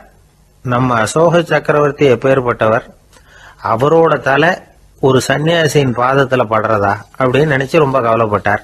அரண்மனைக்கு திரும்பினதும் அமைச்சர் மெதுவா ஆரம்பிச்சார். அரசே, எனக்கு ரொம்ப வருத்தமா இருக்குது அப்படின்னார். எதுக்குன்னார் மன்னர். அசோக சக்கரவர்த்தியின் தலை, அதாவது அந்த சிரம் ரொம்ப மதிப்புமிக்க ஒன்று. அது ஒரு சன்னியாசியின் காலில் படலாமா அப்படின்னார். அசோகர் பதில் சொல்லல, சிரிச்சார், போயிட்டார். அதுக்கப்புறம் ஒரு சரியான சந்தர்ப்பத்துக்காக காத்துக்கிட்டு இருந்தார். ஒரு நாள் அமைச்சரை கூப்பிட்டார். எனக்கு 3 தலைகள் வேணும் அப்படின்னார். சொல்லுங்க, கொண்டுகிட்டு வரேன் அப்படின்னார் அமைச்சர். அசோகர் சொன்னார், முதல்ல எனக்கு தேவையானது ஒரு ஆட்டின் தலை, 2வது ஒரு புலியின் தலை, 3வது ஒரு மனிதனின் தலை. இதுதான் அசோகர் கேட்டது. எங்க இருந்தாலும் கொண்டு வாங்கன்னார். அமைச்சர் புறப்பட்டார். ஆட்டுத்தலை, புலித்தலை கிடைச்சிட்டுது. அப்புறமா ஒரு சுடுகாட்டுக்கு போய் ஒரு மனித தலையும் சேகரம் பண்ணிட்டு ராஜா கிட்ட வந்துட்டார். அரசே, உங்கள் ஆணைப்படி 3 தலைகளையும் கொண்டு வந்திருக்கிறேன்னார். அசோகர் பார்த்தார். ரொம்ப நல்லது, இப்ப இது 3ஐயும் எடுத்துக்கிட்டு போய் சந்தையில வித்துட்டு வாங்க அப்படின்னார். அமைச்சர் அதுகளை எடுத்துக்கிட்டு சந்தைக்கு போனார். முதல்ல ஆட்டுத்தலை நல்ல விலைக்கு வித்து போச்சு. நல்ல விலை கொடுத்து வாங்கிட்டு போட்டாங்க. அடுத்தபடியா புலி தலைய ஒருத்தர் வாங்கிட்டார். அதை பாடம் பண்ணி வீட்டில் மாட்டி வைக்கலாமே அப்படின்னு நினைச்சு அதையும் வாங்கிட்டு போட்டார். மனித தலையை மட்டும் வாங்கறதுக்கு யாரும் முன் வரல. எல்லாரும் அதை பார்த்துட்டு விலைக்கு போக ஆரம்பிச்சாங்க. அமைச்சர் திரும்பி வந்தார். அரசே, இந்த தலையை மட்டும் யாரும் வாங்க மாட்டேங்கிறாங்க அப்படின்னார். சரி, பரவாயில்ல, இதை இலவசமாவே எனாமாவே யாருக்கிட்டையாவது கொடுத்துட்டு வந்துருங்க அப்படின்னார். அமைச்சர் மறுபடியும் சந்தைக்கு போனார். இதை இலவசமா தரேன், இதை வாங்கிக்கோங்க அப்படின்னார். அப்பவும் அதை யாரும் வாங்கிக்கிறதுக்கு தயாரா இல்லை. மறுபடியும் திரும்பி மன்னர்கிட்ட விவரத்தை சொன்னார். இப்போ மன்னர் சொல்றார், அமைச்சரே, உயிர் இருக்கிற வரைக்கும் தான் இந்த தலைக்கு மதிப்பு. ஜீவன் போனதுக்கு அப்புறம் அதோட மதிப்பும் போயிடுது. அதனால மதிப்பு இருக்கும் பொழுதே பெரியவர்கள் பாதம் பணிந்து அந்த புனிதத்தை பெற்றுக்கொள்ளணும் அப்படின்னார். பணிவுங்கிறது வேற, அடிமைத்தனம்ங்கிறது வேற. பெரியவர்களை பணிவது நமக்கு பெருமை தரக்கூடிய விஷயம். இதை மனசுல வச்சுக்கிட்டு எப்போ காலில் விழணும், எப்போ காலில் விழக்கூடாது அப்படிங்கிறத முடிவு பண்ணிக்கணும். ஒரு சாதாரண ஆள் நடந்து வந்துகிட்டு இருந்தார். எதிரில் ஒரு பெரிய மனுஷன் ஓடி போய் அவர் காலில் விழுந்து தன்னுடைய தலையை அவர் பாதத்தில் கொண்டு போய் வச்சார். கொஞ்ச நேரம் கழிச்சு எழுந்திரிச்சு வந்துட்டார். வந்த பிறகு இவரை கேட்டேன், ஏன் திடீர்னு ஓடி போய் அந்த ஆளு காலில் விழுந்தீங்க அப்படின்னு. அவர் போட்டிருக்கிறது என்னோட காணாம போன செருப்பான்னு கண்டுபிடிக்கிறதுக்காக அப்படி விழுந்தேன் அப்படின்னார்.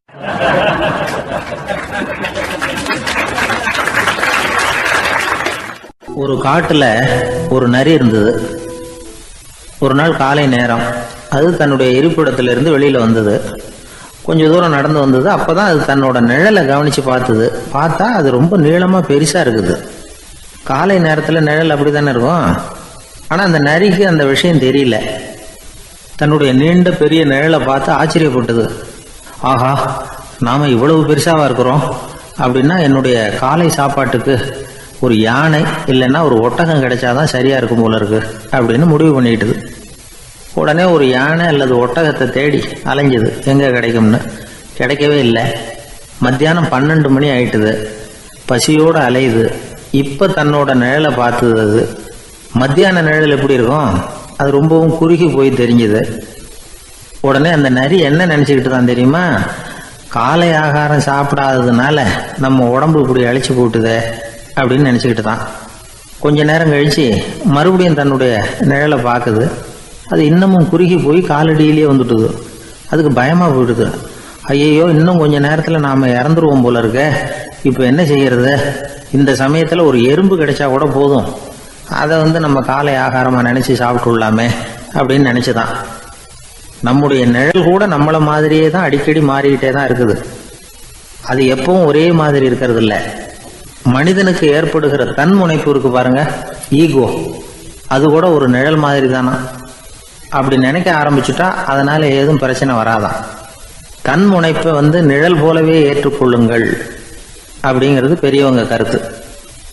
ஒரு காரியத்தை வெற்றிகரமா நல்ல விதமா செஞ்சு முடிக்கிறோம்னு வச்சுக்கோங்க. அந்த சமயத்துல ஒரு வித நுட்பமான தற்பெருமை நமக்குள்ள உண்டாகுது. இது இயற்கையானது, அதனால இது மேல பற்று வைக்கக்கூடாது. அப்படி வைக்க ஆரம்பிச்சுட்டா அந்த தற்பெருமை ஒரு நிரந்தர விருந்தாளியா நம்ம கிட்ட தங்கிக்கும். நம்ம நிழல் எப்படின்னு பாருங்க, நாம நடக்கும் பொழுது நம்ம பின்னாடியே வரும். தன்முனைப்பையும் அப்படியே நினைச்சுக்குங்க. நிழல் யாருக்கும் எந்த பிரச்சனையையும் உண்டாக்குறது இல்லை. ஆனா அந்த நிழலை கண்டே நாம பயப்பட ஆரம்பிச்சுட்டா நாம எதுலையும் வெற்றி காண முடியாது. நிழலோட சண்டை போடக்கூடாது. அது மாதிரி தன்முனைப்போடவும் நாம சண்டை போட வேண்டியதில்லை. இல்லாத ஒன்றோடு சண்டை போடுறது எப்படின்னா, அது இருட்டோட சண்டை போடுறது மாதிரி. நாம நிழல் கிடையாது, நம்ம கிட்ட இருக்கிற தன்முனைப்பு ஒரு நிழல். நம்ம நிழலையும் நமக்கு சமமா பாக்குறோம் பாருங்க, அங்கதான் சிக்கலே ஆரம்பம். இப்போ நாம நடந்து போய்கிட்டு இருக்கிறோம். நம்ம நிழல் தரையில விழுது. யாரோ ஒருத்தர் நம்ம நிழல் மேல காலை வச்சு நடந்து போறார். உடனே அவர்கிட்ட சண்டைக்கா போறோம், ஏண்டா என் நிழலை மிதிச்ச அப்படின்னு. நமக்கு தெரியும் அது நிழல் தாங்கிறது. அவர் உங்க மேல நடக்கல, உங்களுடைய நிழல் மேலதான் நடக்கிறார். அது மாதிரி உங்க தன்முனைப்பின் மேல யாராவது நடந்தா உங்களை அவமானப்படுத்துறதா நினைக்கிறீங்க. காரணம் நாமளும் நம்ம தன்முனைப்பும் ஒண்ணுங்கிற நினைப்பு தான் காரணம், மற்றபடி வேற ஒண்ணும் கிடையாது. நம்ம நிழல் மேல நடக்கிறவர் நம்மளை காயப்படுத்துறது இல்லை. தன்முனைப்பை வேண்டாத ஒன்னாவும் பார்க்க வேண்டியதில்லை. அது இயற்கை. நிழலை உங்க முன்னாடி வைக்க வேணாம், அது உங்க பின்னாடியே இருக்கட்டும். நிழலின் நிழலாகி விடாதீர்கள், நீங்கள் நீங்களாகவே இருங்கள். இதுதான் சான்றோர் சிந்தனை. ஒரு பேருந்துல ஒரே நெரிசல். ஒருத்தர் பக்கத்துல நின்றுகிட்டு இருந்தவர்கிட்ட ரொம்ப பணிவா விசாரிச்சார், ஏன் சார் நீங்க ஏதாவது பெரிய உத்தியோகத்துல இருக்கிறீங்களா அப்படின்னார். அப்படிலாம் ஒண்ணும் இல்லைங்கன்னார் அவரு. அப்படின்னா வேற ஏதாவது அரசியல்ல பெரிய பதவியில் இருக்கிறீங்களா அப்படின்னு கேட்டார். அதுவும் இல்லைங்கன்னார். சரி பணமாவது அதிகமா வச்சிருக்கீங்களா அப்படின்னு கேட்டார். அப்படிலாம் ஒன்றும் கிடையாது சார்னார் அவரு. அப்புறம் எதுக்குடா என் காலை மிதிச்சுக்கிட்டு இருக்கிற, எடுறா காலை அப்படின்னாராம் இவர்.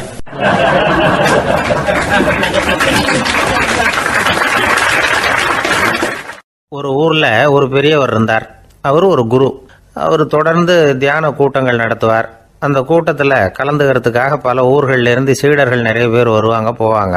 ஒரு நாள் அங்க கூட்டம் நடந்துகிட்டு இருக்குது. அந்த சமயத்துல சீடர்கள்ல ஒருத்தன் என்னத்தையே திருடி விட்டான். மற்ற சீடர்கள் அதை கவனிச்சுட்டாங்க. இவன் ஆப்பிட்டுக்கிட்டான். கூட்டம் முடிஞ்ச பிற்பாடு இவன் திருடின விஷயத்த அந்த பெரியவர்கிட்ட போய் சொன்னாங்களாம். அவர் கவனத்துக்கு கொண்டுகிட்டு போனாங்க. ஆனால் அவர் இதை காதிலே போட்டுக்கல, கண்டுக்கவே இல்லை. போய் சொன்ன சீடர்களுக்கெல்லாம் ஏமாத்தமாக போயிட்டுது. என்ன இது இவ்வளவு தூரம் நாம் கண்டுபிடிச்சி போய் சொல்கிறோம், அவர் கண்டுக்கவே மாட்டேங்கிறாரே அப்படின்னு ஒரு மாதிரி ஆயிட்டாங்க. இருந்தாலும் அதை பற்றி ஒன்றுமே சொல்லிக்கல, பேசாமல் இருந்துட்டாங்க. கொஞ்ச நாள் ஆச்சு. அதே ஆள் மறுபடியும் ஒரு திருட்டில் மாட்டிக்கிட்டான். சீடர்கள் மறுபடியும் அந்த குரு கிட்ட விஷயத்த சொன்னாங்க. அவர் அப்பவும் வழக்கம் போல சும்மாவே இருந்துட்டார். இவர் இப்படி இருக்கிறத பார்த்ததும் அந்த சீடர்களுக்கு கோபம் வந்துட்டுது. உடனே அந்த சீடர்கள்லாம் ஒன்று கூடி பேசினாங்களாம். எல்லாருமா சேர்ந்து ஒரு விண்ணப்பம் தயார் பண்ணாங்க. அதை குருநாதர்கிட்ட கொண்டுட்டு போய் கொடுத்தாங்க. அந்த விண்ணப்பத்தில் இவங்க என்ன எழுதியிருக்கிறாங்க தெரியுமா? குருநாதர் அவர்களே, உடனே திருடனவன் மீது சட்ட நடவடிக்கை எடுக்கணும். நீங்கள் அப்படி அவனை இங்கே சேர்க்கக்கூடாது. நீங்கள் சேர்த்தீங்கன்னா நாங்கள் இங்கே இருக்கிறத பற்றி யோசிக்க ஆரம்பிச்சிருவோம். அவனை இந்த மடத்தை விட்டே துரத்தி பண்ணணும். நீங்கள் அவனை வெளியில் அனுப்புங்க, இல்லைன்னா நாங்கள் அத்தனை பேரும் வெளியில் போயிடுறோம். இப்படி தான் அந்த விண்ணப்பத்தில் எழுதியிருக்கிறாங்க. குரு அந்த விண்ணப்பத்தை வாங்கி படித்து பார்த்தார்.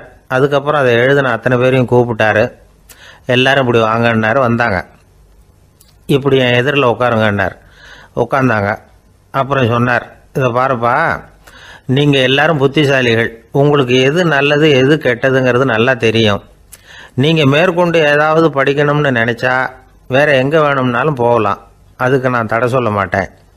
ஆனால் உங்களால் குற்றம் சாட்டப்பட்ட அவன் இருக்கானே, அவன் எப்படின்னா அவனுக்கு எது நல்லது எது கெட்டதுங்கிறதெல்லாம் தெரியாது. அதனால தான் திருடுறான். நீங்கள் சொல்கிறது மாதிரி அவனை அடித்து துரத்தி போடுறோம்னு வச்சுக்கோங்க, அவனுக்கு எப்படி நல்லது கெட்டது தெரியும்? அவனுக்கு அதை யார் சொல்லி கொடுக்கறது? அதனால் இங்கேயே இருக்கட்டும், அதுதான் சரி. இதுக்காக நீங்கள் எல்லாரும் என்னை விட்டுட்டு போனாலும் சரி, அவனை நான் விரட்ட மாட்டேன் அப்படின்னு விட்டாரான். இவ்வளவையும் திருடனை அந்த சீடன் கேட்டுக்கிட்டே இருந்திருக்கான். அவன் கண்களில் கண்ணீர். அப்படியே எழுந்திரிச்சு வந்தான். குரு காலில் விழுந்தான். அவன் கண்ணீரில் அவனது தீமை கழுவப்பட்டது அப்படிம்பாங்க. அதாவது சீடர்களுக்கு அந்த குருவோட பெருமை அப்பதான் புரிஞ்சுதான். ஒரு நல்ல ஆசிரியர் இருக்காருன்னு வச்சுங்க, நல்லா படிக்கிற பையனுக்கு தான் பாடம் சொல்லி கொடுப்பேன்னா அது என்ன பெரிய விஷயமா?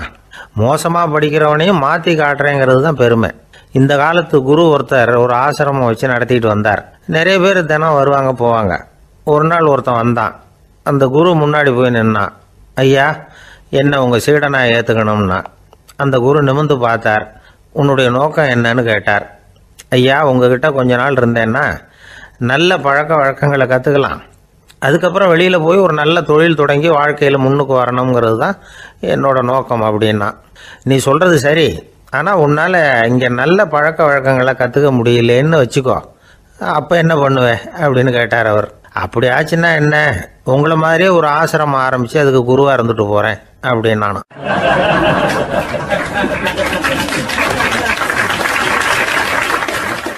ஒரு ஆள் இருந்தார். அவர் தன்னை ஒரு குருன்னு சொல்லிக்கிட்டார். மௌன குரு, வாயே திறக்கிறதில்ல. அவருக்கு 2 சீடர்கள் உண்டு. இவங்க தான் வர்றவங்க கிட்ட பேசுவாங்க, விளக்கம் கொடுப்பாங்க. ஒரு நாள் இந்த சீடர்கள் 2 பேரும் எங்கேயோ வெளியில் போயிட்டாங்க. அந்த நேரம் பார்த்து ஒருத்தர் அங்கே வந்தார். குருக்கிட்ட போனார். குருவே, புத்தர்னா என்னன்னு கேட்டார். குருவுக்கு ஒன்றும் புரியல. அவர் உண்மையான குருவாக இருந்தாவில் புரியும். அவர் திருன்னு முழிக்க ஆரம்பிச்சிட்டார். இந்த நேரம் பார்த்து இந்த சீடர்கள் எங்கேயோ போயிட்டாங்களே, என்ன பண்ணுறது, உதவிக்கு யாராவது கிடைக்க மாட்டாங்களா அப்படின்னு அப்படியே சுற்றி பார்க்குறார். அங்கங்கே பார்க்குறார். வந்தவர் இதை கவனித்தார். ஏதோ புரிஞ்சுக்கிட்டவர் மாதிரி அடுத்த கேள்வி கேட்டார். தர்மம்னா என்ன சுவாமின்னார். குருவுக்கு ரொம்ப சங்கடமாக போச்சு. நம்ம நிலைமை இப்படி ஆகிட்டுதே, இக்கட்டில் மாட்டிக்கிட்டோமே அப்படின்னு நினச்சபடியே விட்டத்தை பார்த்தார். அப்புறம் குனிஞ்சு தரையை பார்த்தார். அப்படியே உட்காந்துக்கிட்டார். வந்தவர் உடனே அடுத்த கேள்விக்கு போயிட்டார். தியானம்னா என்ன சுவாமின்னார். பாவம் என்ன பண்ணுவார் அந்த குரு, பேசாமல் கண்ணை கெட்டியாக மூடிக்கிட்டார். இது ஏதுடா வம்பா போச்சுன்னு. இவர் இப்படி பண்ணால் கூட வந்தவர் சளைக்கல. இன்னொரு கேள்வியும் கேட்டார். ஆசீர்வாதம்னா என்ன அப்படின்னார். இவர் பார்த்தார். இப்படியே போனால் இவர் கேள்வி கேட்குறத நிறுத்த மாட்டார் அப்படின்னு நினச்சிக்கிட்டு எனக்கு ஒன்றுமே தெரியாதுங்கிற பாவனையில் 2 கையையும் விரித்து காட்டினார். வந்தவர் முகத்தில் மகிழ்ச்சி, மன நிறைவு, ஏதோ எல்லாம் புரிஞ்சுக்கிட்ட ஒரு மாதிரி அங்கேருந்து புறப்பட்டு போனார். வழியில் அந்த குருவோட சீடர்கள் 2 பேரையும் சந்தித்தார். உங்கள் குருவை தான் பார்த்துட்டு வரேன்னார். இவர் என்ன நடந்ததுன்னு கேட்டாங்க. இவர் விவரமாக சொல்கிறார். உங்கள் குரு எவ்வளவு பெரிய ஞானி தெரியுமா? புத்தர்னா என்னன்னு கேட்டேன். அதுக்கு அவர் அப்படியும் இப்படியும் பார்த்தார். அதுக்கு என்ன அர்த்தம் தெரியுமா? மக்கள் புத்தரை அங்கேயும் இங்கேயும் தேடுறாங்க. உண்மையில் அவர் அங்கேயும் இங்கேயும் தேடி கண்டுபிடிக்க முடியாது அப்படிங்கிறத அவர் செய்கை மூலம் உணர்த்தினார். அதுக்கப்புறம் தர்மம்னா என்னன்னு கேட்டேன். அவர் மேலேயும் கீழையும் பார்த்து தர்மம் சமமானது, அதில் உயர்வு தாழ்வு இல்லைங்கிறத உணர்த்தினார். அதுக்கப்புறம் தியானம்னா என்னன்னு கேட்டேன். கண்ணை மூடிக்கிட்டார். கண்ணை மூடி காணுகிற அற்புதம் அது அப்படிங்கிறத புரிஞ்சுக்கிட்டேன். கடைசியாக ஆசீர்வதிக்கப்படுறது பற்றி கேட்டேன். கைகளை நீட்டி உதவுறது தான் அது அப்படிங்கிறத தன்னுடைய இருகை விரித்து உணர்த்தினார். எவ்வளோ பெரிய மகான் அவர் அப்படின்னு சொல்லிவிட்டு அவர் பாட்டு போயிட்டார். சீடர்கள் அதுக்கப்புறம் மெதுவாக குருக்கிட்ட சேர்ந்தாங்க. அவங்கள பார்த்ததும் குருவுக்கு கோபம் வந்துட்டுது. அடே பாவிகளா, எங்கடா போய் தொலைஞ்சிங்க, நான் ஒரு ஆளுகிட்ட மாட்டிக்கிட்டு என்ன பாடுபட்டிருக்கேன் தெரியுமான்னார். இது மாதிரி தான் நாம் சாதாரண மனிதர்களின் புற வேடங்களிலேயே மயங்கி போயிடுறோம்.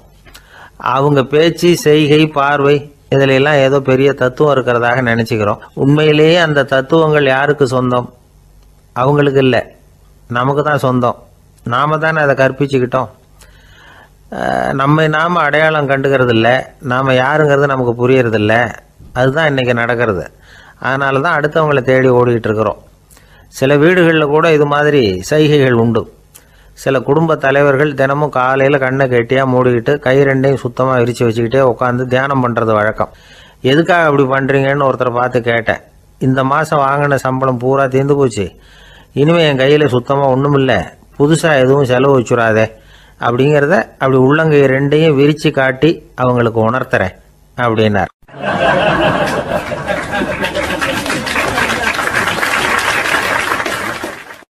ஒருத்தன் வேகமாக ஓடி வந்தான். ஏப்பா அப்படி தலை தெறிக்க ஓடி வர்றேன்னு கேட்டேன். பின்னாடி துரத்திக்கிட்டு வருது சார் அப்படின்னா. ஏதாவது நாய் துரத்திக்கிட்டு வருது போல இருக்கு அப்படின்னு நினச்சி அவனுக்கு பின்னாடி பார்க்குறேன். கண்ணுக்கு எட்டின தூரம் வரைக்கும் எதுவுமே தெரியல. ஏன்பா எதுவும் ஒன்றை துரத்துறது மாதிரி தெரியலையேன்னு. நல்லா பாருங்கள் சார் அப்படின்னா. பார்த்துட்டு தான் சொல்கிறேன் என்ன. இதோ பாருங்கள் சார், இதுதான் என்னை துரத்துது அப்படின்னு அவன் காட்டுறான். அவன் சுட்டி காட்டின இடத்துல பார்த்தா அங்கே அவனுடைய நிழல் தான் தெரியுது. என்னப்பா சொல்கிற அப்படின்னு சொல்லி அவனை சந்தேகமாக பார்த்தேன். அதுக்கப்புறம் தான் அவன் விவரமாக பேசினான். சார், எனக்கு என் நிழலை கண்டா பிடிக்கிறதில்ல. எப்போ பார்த்தாலும் இது என்னையே பின்தொடர்ந்து வந்துக்கிட்டு இருக்குது. இதை என்னால் சகிக்கவே முடியல. இதை என்கிட்டேருந்து பிரிக்கிறதுக்கு எவ்வளவோ முயற்சிகள்லாம் பண்ணி பார்த்துட்டேன், முடியலன்னா. அப்படி என்னென்ன முயற்சிகள் பண்ணினேன் அப்படின்னு கேட்டேன். அவன் என்னென்ன செஞ்சாங்கிறத விவரமாக சொன்னான். அவன் என்ன பண்ணியிருக்கிறான், ஒரு பெரிய குழியை தோண்டி அதில் தன்னுடைய நிழலை புதைச்சிருவோம் அப்படின்னு முடிவு பண்ணிட்டு மண்வெட்டி எடுத்துக்கிட்டு தோட்டத்து பக்கம் போயிருக்கான். ஆழமாக ஒரு குழியை தோண்டியிருக்கான். குனிஞ்சு பார்க்குறான். அந்த குழிக்குள்ளே தன்னுடைய நிழல் தெரியுது. ஆஹா, இதுதான் சமயம், நிழல் இப்போ குழிக்குள்ளே இருக்குது, மண்ணை போட்டு மூடி விடலாம் அப்படின்னு நினச்சிக்கிட்டு கொஞ்சம் மண்ணை அள்ளி போட்டான். பார்த்தா இப்போ அந்த நிழல் அந்த மண்ணுக்கு மேலே நிற்கிது. இது ஏதுடா வம்பா போச்சு, அப்படின்னு அவசரமாக மண்ணை வாரி போட்டு மூடி பார்க்குறான். குழி பூராவும் மூடி விட்டு பார்க்குறான். மறுபடியும் நிழல் மேலே வந்து உட்காந்துக்கிட்டு இருக்குது. சரி, இதை குழியில் புதைக்க முடியாது அப்படின்னு முடிவு பண்ணிட்டு இதை இங்கேயே இப்படியே விட்டுட்டு ஒரே ஓட்டமாக ஓடி போடுவோம் அப்படின்னு நினச்சி எடுத்தான் ஓட்டம். அது காலை நேரம். இவன் மேற்க நோக்கி ஓடிக்கிட்டு இருக்கிறான். ஓடி ஓடி பார்க்குறான், நிழல் இவனை விட வேகமாக இவனுக்கு முன்னாடி ஓடிக்கிட்டு இருக்கு. சரி, திரும்பி ஓடி பார்ப்போம் அப்படின்னு நினச்சிக்கிட்டு அப்படியே சடார்னு திரும்பி ஓட ஆரம்பித்தான். பார்த்தான், அப்பாடா நிழலை காணலை. கொஞ்சம் தூரம் ஓடி ஒரு இடத்துல நின்று அப்படியே சாவகாசமாக திரும்பி பார்க்குறான். பின்னாடி நின்றுக்கிட்டு இருக்குது நிழல். இப்படி ஓடி வந்து தான் இங்கே நம்ம முன்னாடி நின்று தன்னுடைய அவஸ்தையை சொல்லிகிட்டு இருக்கிறான். இந்த நிழலை துரத்துறது அல்லது வெட்டி விடுறது, இதுக்கு ஏதாவது வழி இருக்கா சொல்லுங்கள் சார் அப்படிங்கிறான். நமக்கு ஒன்றும் புரியல. அந்த நேரம் பார்த்து ஒரு பெரியவர் வந்தார். அவர்கிட்ட யோசனை கேட்டோம், என்ன செய்யலாம்னு. அவர் சொன்னார், இந்த பாருப்பா, நீ அங்கேயும் எங்கேயும் ஓடாத, அப்படியே கீழே படுத்துக்கொண்டார். அது நல்ல உச்சி வேலை. அவன் அப்படியே கீழே படுத்துக்கிட்டான். இப்போ அப்படி இப்படின்னு திரும்பி பார்க்குறான், நிழலை காணலை. அவன் இப்போ தான் நிம்மதியாக இருந்தான். இப்போ அந்த பெரியவர் சொன்னார், எல்லா மனிதர்களுமே இப்படி தான் ஓடிக்கிட்டு இருக்கிறாங்க. நான் எனது அப்படிங்கிற ஆணவம் தான் அவங்கள துரத்திக்கிட்டு இருக்கு. அதை விட்டுட்டு ஓடணும்னு நினைச்சாலும் அது முன்னாடி வந்து நிற்கிது. பரம்பொருளை நோக்கி ஓடுறப்போ இந்த ஆணவம் பின்னாடி வந்துவிடுது. பரிபூர்ண சரணாகதிங்கிற நிலையில் அது முழுசுமாக மறைஞ்சுடுது. தன்னை உணர்கிற வேலை அது. அந்த நேரம் மனிதனுக்கு விடுதலை உணர்வு ஏற்படுகிற நேரம் அது. அப்படிப்பட்ட சுதந்திர மனிதர்களாக எல்லாரும் மாறி போயிட்டாங்கன்னா இந்த உலகமே இன்பமயம் அப்படின்னு ஒரு விளக்கம் கொடுத்தார் பெரியவர். நம்மால் ஒருத்தர் வேகமாக ஓடி வந்துக்கிட்டு இருந்தான். ஏன்டா இப்படி ஓடி வர்ற அப்படின்னு கேட்டார் எதிரில் வந்தவர். ஆசை துரத்துது, அதுதான் ஓடி வர்றேன்னா. உனக்கு என்ன ஆசைன்னு கேட்டார். எனக்கு ஒன்றும் ஆசை இல்லைங்க, என்னை எப்படியாவது பிடிச்சுடணும்னு போலீஸ்காரங்களுக்கு ஆசை. அந்த ஆசை இப்போ என்னை துரத்தி பின்னாடி வந்துக்கிட்டு இருக்குது. அதுதான் தப்பிச்சு வந்துக்கிட்டு இருக்கிறேன். குறுக்க நிற்காதீங்க சார், வழியை விடுங்க அப்படின்னு சொல்லிவிட்டு வேகமாக ஓடி மறைஞ்சான்.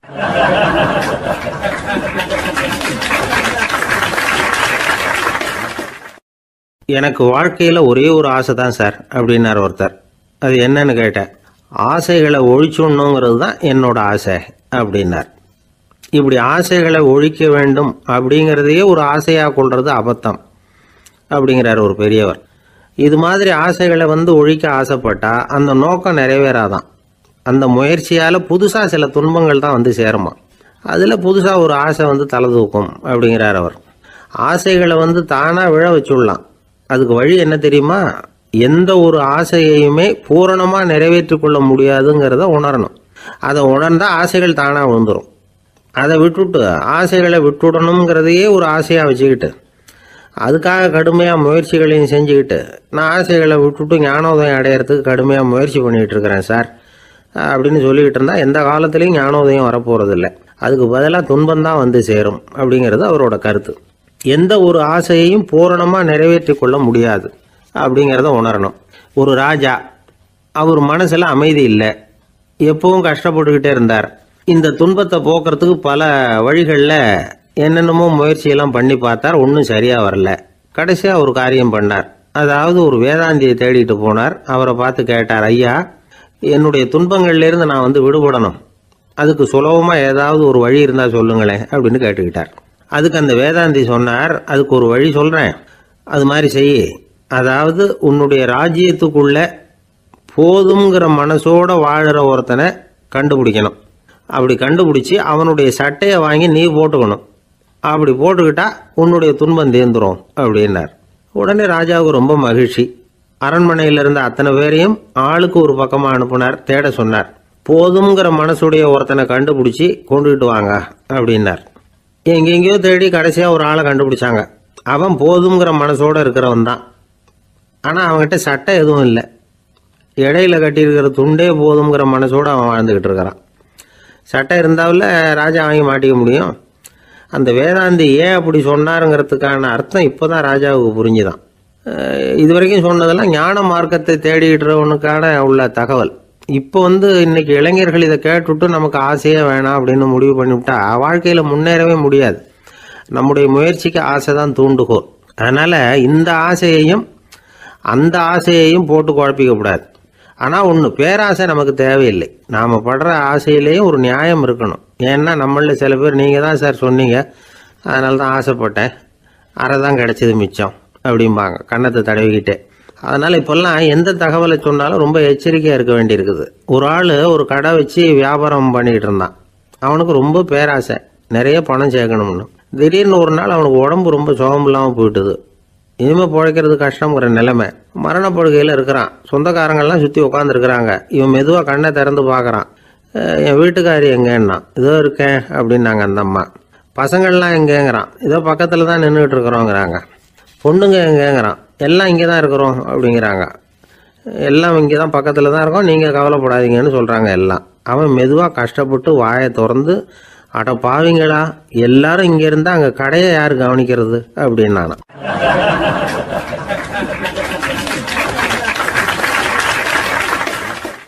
ஜப்பானில் உள்ள ஒரு புத்த விகாரை. அங்கே ஒரு வயசான பௌத்த குரு தங்கியிருக்கிறார். ஒரு நாள் ராத்திரி கடுமையான குளிர். அவரால் தாங்க முடியல. பார்த்தார், மரத்தில் செஞ்ச புத்த சிற்பங்கள் அங்கே நிறைய இருந்தது. அதில் ஒன்றை எடுத்து அதுக்கு தீ மூட்டி அந்த நெருப்பில் குளிர் காஞ்சிக்கிட்டு இருக்கிறார். மர சிற்பம் தீ வச்சதும் படபடன்னு வெடிக்க ஆரம்பிச்சுட்டுது. அந்த சத்தத்தை கேட்டதும் அந்த புத்த விகாரையின் குருக்கள் வெளியில் ஓடி வந்தார். இவர் ஆனந்தமாக குளிர் காஞ்சிக்கிட்டு இருக்கிறார். அவரால் பொறுத்துக்க முடியல. தெருவில் தெரிஞ்சுக்கிட்டு இருந்த அந்த பெரியவரை இங்கே தங்க அனுமதித்ததே அவர் தான். இவர் இப்படி பண்ணுறாருன்னு நினச்சிக்கிட்டே அவரை கோபமாக பார்த்தார். ஏன் இப்படி கோபமாக பார்க்குறீங்க, இப்படி வந்து உட்காருங்க அப்படிங்கிறாரு இவர். அவருக்கு இன்னமும் கோபம் வந்துட்டுது. எங்கள் கடவுளை வந்து எரிச்சுட்டீங்களே அப்படின்னு சத்தம் போட்டாராம். அப்படியா அப்படின்னு கேட்டுக்கிட்டே அந்த சாம்பலை கிளறினார் இவர். என்ன செய்கிறீங்கன்னு கேட்டிருக்காரு அவர். நான் எலும்புகளை தேடுறேன்னாராம். நீங்கள் ஒரு பைத்தியம், இது ஒரு மர சிற்பம், இதில் எலும்புகள் கிடையாது அப்படின்னாராம். அவருக்கு கோபம் வந்துட்டுது. உடனே வெளியில் போங்கன்னு கத்தியிருக்கார். வெளியில் தள்ளி கதவையும் சாத்தி விட்டாராம். மறுநாள் காலையில் கதவை திறந்து பார்த்தா அந்த வயசான பெரியவர் ஒரு மயில்கல் மேலே சில காட்டு பூக்களை வச்சு புத்தம் சரணம் கச்சாமின்னு சொல்லிக்கிட்டே இருக்கிறார். இவருக்கு சந்தேகமாக போட்டுது. கிட்ட போனார். என்ன செஞ்சுக்கிட்டு இருக்கீங்கன்னு கேட்டார். இது என்னுடைய காலை நேர பிரார்த்தனைனாராம். நிஜமாகவே நீங்கள் ஒரு பைத்தியமாக தான் இருக்கணும், ஏன்னா அது ஒரு மயில்கல் அப்படின்னாராம். இப்போ அந்த பெரியவர் சொன்னாராம், நீங்கள் ஒரு மரத்தை புத்தராக நினைக்கும் பொழுது நான் ஏன் ஒரு மயில்கல்ல புத்தராக நினைக்கக்கூடாது? நான் வந்து புத்தரை எரிக்கலாம், ஏன்னா அவரை நான் நேசிக்கிறேன். அந்த சிற்பம் வந்து மரத்தால் ஆனதுங்கிறது எனக்கு தெரியும். நான் ஒரு மயில்கல்லை தொழலாம், ஏன்னா அது எனது பூக்களை தாங்குது. நான் இந்த மயில்கல்லுக்குள்ளே மறைஞ்சிருக்கிற புத்தரை பார்க்குறேன். யாராவது ஒரு சிற்பி இதை சிலையாக்கினாதான் நீங்கள் புத்தரை பார்க்க முடியும். அன்னைக்கு ரொம்ப குளிராக இருந்தது. நான் எனக்குள்ளே இருக்கிற புத்தரையும் பாதுகாக்கணும். உள்ளே இருக்கிற புத்தரை காப்பாற்றுறதுக்காக வெளியில் உள்ள புத்தரை எரிக்கலாம், அதில் ஒன்றும் தப்பு இல்லை. அது அவருடைய போதனையிலேயே இருக்குது. உனக்குள் ஜோதியாக இரு அப்படிங்கிறது அவருடைய போதனை. என்னுடைய புத்தர் வந்து குளிரில் நடுங்கிட்டு இருந்தார். அந்த மர சிற்பங்கள் வெயில் மழையில் உணர்ச்சி இல்லாமல் இருந்தது, அதனால் அப்படி பண்ணினேன். ஆனால் நீங்கள் என்ன பண்ணீங்க? நான் ஒரு மர புத்தரை எரிச்சதுக்காக உயிருள்ள புத்தரை வெளியில் தள்ளி கதவை சாத்தினீங்க அப்படின்னாராம் அந்த பெரியவர். உண்மையான பக்திங்கிறது இதுதான். அதாவது உனக்குள் ஜோதியாக இரு அப்படின்னு புத்தர் சொன்னார் இல்லையா, அது மாதிரி தனக்குள் ஜோதியாக இருக்கிற இந்த காலத்து ஆசாமிகள் நிறைய பேர் உண்டு. எப்பவும் போதையிலேயே இருக்கிறவங்க. ஒரு நாள் நடு ராத்திரி ஒரு மது கடையில் ஒரு ஆள் அங்குள்ள சிப்பந்திகள் கிட்ட கேட்டுக்கிட்டு இருக்கிறான். மறுபடியும் இந்த கடை எப்போ திறப்பாங்கன்னு கேட்டானா. நாளைக்கு காலையில் 8 மணிக்கு திறப்பாங்க அப்படின்னு நானா அங்கே இருந்த ஆள். அவன் திருப்பி திருப்பி அதையே கேட்டுக்கிட்டு இருக்கான். இவனுக்கு பதில் சொல்லி சொல்லி அழுத்து போச்சு. அதான் சொல்கிறேன் ஐயா, நாளைக்கு காலையில் வா அப்படின்னாங்களாம். அதுக்கு இவன், நான் வர்றதுக்காக கேட்கலையா, நேத்திக்கு வந்தவன் உள்ளேயே மாட்டிக்கிட்டேன், வெளியில் போகிறதுக்காக கேட்டேன் அப்படின்னானான்.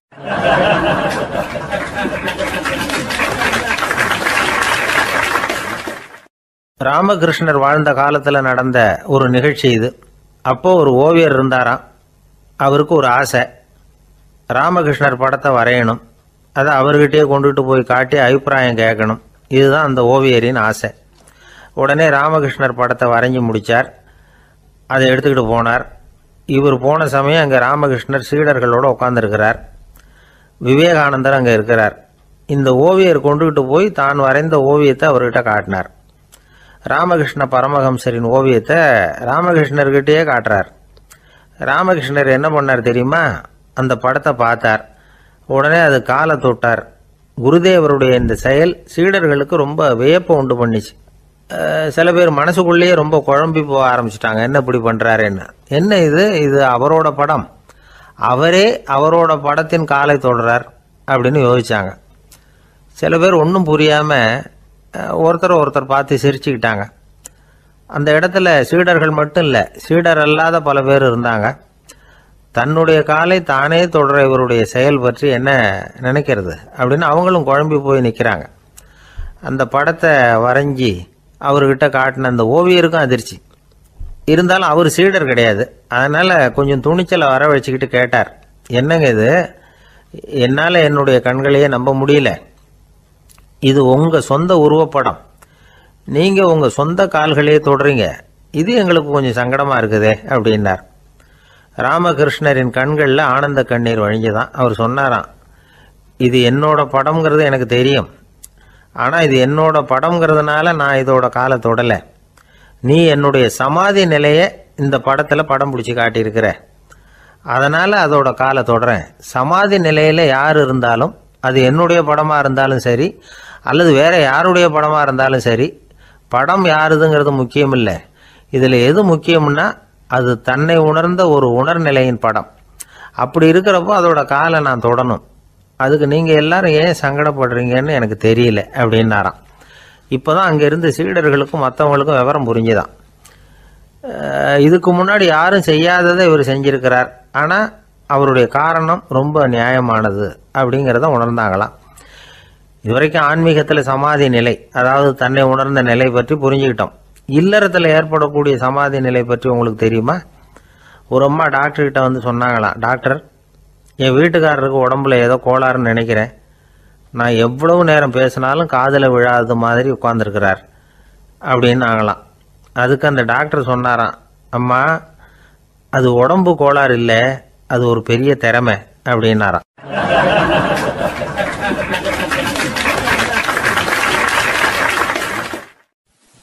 ஒரு ஏரி ஓரமாக 2 பசங்க நடந்து போய்கிட்டு இருக்கிறாங்க.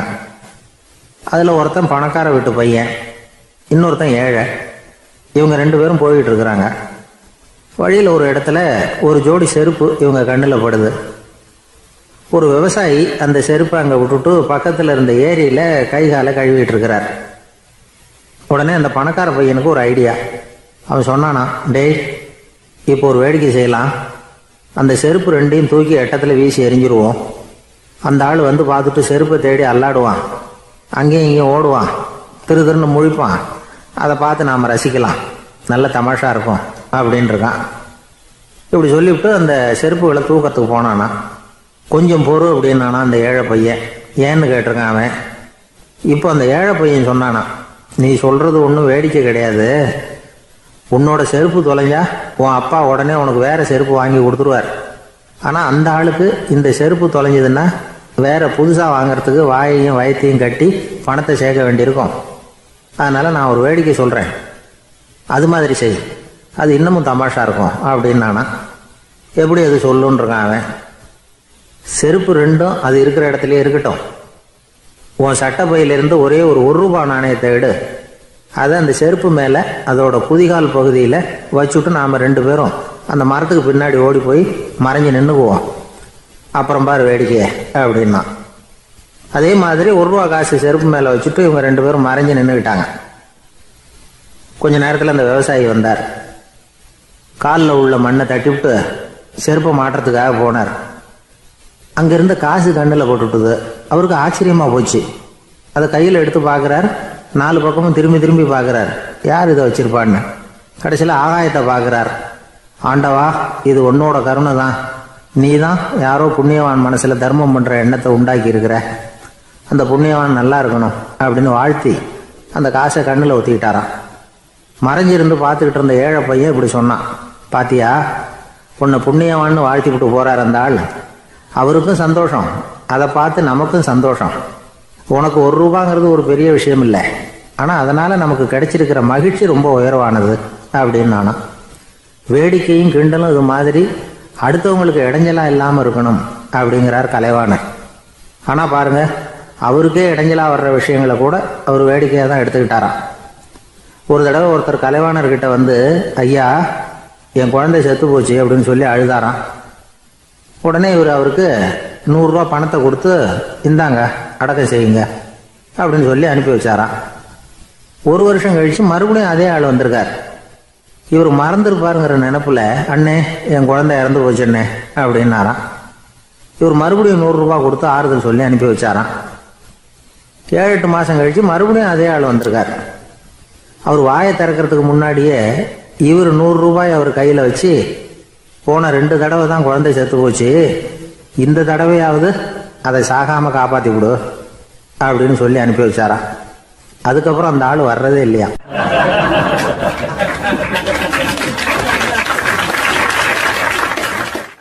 ஒரு ரயில் வேகமா போயிட்டு இருக்கு. அது ஒரு ரயில்வே ஸ்டேஷன்ல கொஞ்ச நேரம் நின்னுது. அப்போ அதுல ஒரு ஆள் ஏறினார். தலையில ஒரு மூட்டையை வச்சிருந்தார். மூட்டையை தலையில சுமந்துக்கிட்டே உள்ள வந்தாரு. மூட்டையை தலையில சுமந்துக்கிட்டே ஒரு இடத்துல உட்கார்ந்தார். ரயில் மறுபடியும் புறப்பட்டது. இவர் தன் தலையில இருந்த மூட்டையை கீழே இறக்கி வைக்கணும்ல, வைக்கல, சுமந்துக்கிட்டே வர்றார். எதிரில் உட்காந்துருந்தவர் கேட்டார், ஏங்க ஏன் இப்படியே உட்காந்துருக்குறீங்க தலையில மூட்டையை வச்சுக்கிட்டு, மூட்டையை கீழே இறக்கி வைக்கலாமே அப்படின்னார். வேணாங்க, பாவம், தலையில இருக்கிற மூட்டையை இறக்கி ரயிலில் வச்சா ரயிலுக்கு பாரம் அதிகமாக இருக்கும் அப்படின்னார் அவரு. இப்படி ஒரு ஆளை பார்த்தா நமக்கு சிரிப்பு தான் வரும். ஏன்னா ரயிலுங்கிறது அந்த மூட்டையையும் சேர்த்து சுமந்துக்கிட்டு தான் போகுது. அவன் அந்த மூட்டையை தலையில வச்சிருந்தாலும் ஒண்ணுதான், தரையில வச்சிருந்தாலும் ஒண்ணுதான். அதனால ரயிலுக்கு எந்த மாற்றமும் ஏற்பட போறதில்லை. அதே மாதிரி தான் நம்ம மனமும். இதுவும் ஒரு தேவையில்லாத சுமை, அனாவசியமா சுமந்துக்கிட்டு இருக்கிறோம். இதை கீழே இறக்கி வச்சுட்டா வாழ்க்கை பிரயாணம் சுகமா இருக்கும். ரயில் பிரயாணம் பண்ற அந்த ஆள் மூட்டையை சுமக்கிறான், வாழ்க்கை பிரயாணம் பண்ற நாம மனசை சுமக்கிறோம். இது ரெண்டுக்கும் எந்த வித்தியாசமும் இல்லை. மனசை கீழே இறக்கி வச்சுட்டா பாரம் இல்லாமல் வாழலாம், பறவைகள் மாதிரி பறக்கலாம், குழந்தைகள் மாதிரி கள்ளங்கபடம் இல்லாம வாழலாம். இந்த வெளி உலகத்துல நாம நிலை பெற்று இருக்கணும், வேரூன்றி இருக்கணும். அதே சமயம் நம்முடைய உள்வெளியில ஆன்மீக வாழ்க்கையில பாரம் இல்லாம இருக்கணும். அப்போ பறக்கணும், நதியை போல ஓடணும், மிதக்கணும். பயணம் சுகமா இருக்கும், களைப்பு தெரியாது, கவலை தெரியாது. ஒரு சீடன் போதி தர்மரை நாடி வந்தான். குருவே, நீங்கள் என்ன வெறுமையாக இருக்க சொன்னீங்க, நான் இப்போ மறுபடியும் வெறுமையானவன் ஆகிட்டேன், அதனால இப்போ என்ன செய்ய சொல்றீங்க என்ன அப்படின்னு சொல்லி நின்னான். உடனே அந்த குரு பக்கத்தில் இருந்த ஒரு குச்சியை எடுத்து அவன் தலையில் அடிச்சு, போய் அந்த வெற்றுத்தன்மையையும் வீசி எறிந்து விட்டு வா அப்படின்னார். நான் இப்போ காலியா இருக்கிறேன்னு ஒருத்தன் சொல்றான்னு வச்சுங்க, அது உண்மை இல்லை. ஏன்னா இன்னமும் அதுல நான்கிற எண்ணம் இருக்குது. எந்த சிந்தனையும் இல்லாம இருக்கிறது கடினம்தான். ஆனாலும் மனிதன் அதுல உள்ள நுட்பத்தை புரிஞ்சுக்கிட்டான்னா, இவ்வளவு தூரம் தூக்கி சுமந்துக்கிட்டு வந்த அந்த மனதின் முட்டாள்தனத்தை அவனே பார்த்துட்டு சிரிப்பான். இதுதான் பெரியவங்க சொல்லியிருக்கிற ஆலோசனை. நம்மால் ஒருத்தன் தலையில ஒரு பெரிய மூங்கில் கூடையோட ரயில்ல உட்கார்ந்தான். கூடை தலையில இருந்தது, கீழே இறக்கி வைக்கல. எதிரில் இருந்தவர் கேட்டார், ஏங்க எதுக்காக அதை அனாவசியமா சுமந்துக்கிட்டே இருக்கீங்க, கீழே இறக்கி வைங்களேன்னார். இல்லைங்க, நான் வீட்டை விட்டு புறப்படும் பொழுதே என் பையன் சொல்லிவிட்டான், கூடைய தலையை விட்டு இறக்கக்கூடாதுன்னு அப்படின்னார். அவன் சின்ன பையன், விவரம் இல்லாம சொல்லியிருப்பான். இப்ப என்ன நேரில் வந்தா பார்த்துக்கிட்டு இருக்கிறான், நீங்க இறக்கி வைங்கன்னார் அவர். அவன் நேரில் பார்த்துக்கிட்டு இல்லை, இருந்தாலும் நான் இந்த கூடையை கீழே இறக்கி வச்சா அது அவனுக்கு தெரிஞ்சிடும் அப்படின்னாரு இவர். அது எப்படின்னார் அவர். அவன் தனக்கு டிக்கெட் வாங்க வேணாம்னு சொல்லி இப்ப இந்த கூடைக்குள்ளதான் உட்கார்ந்துருக்கிறான் அப்படின்னார் இவர்.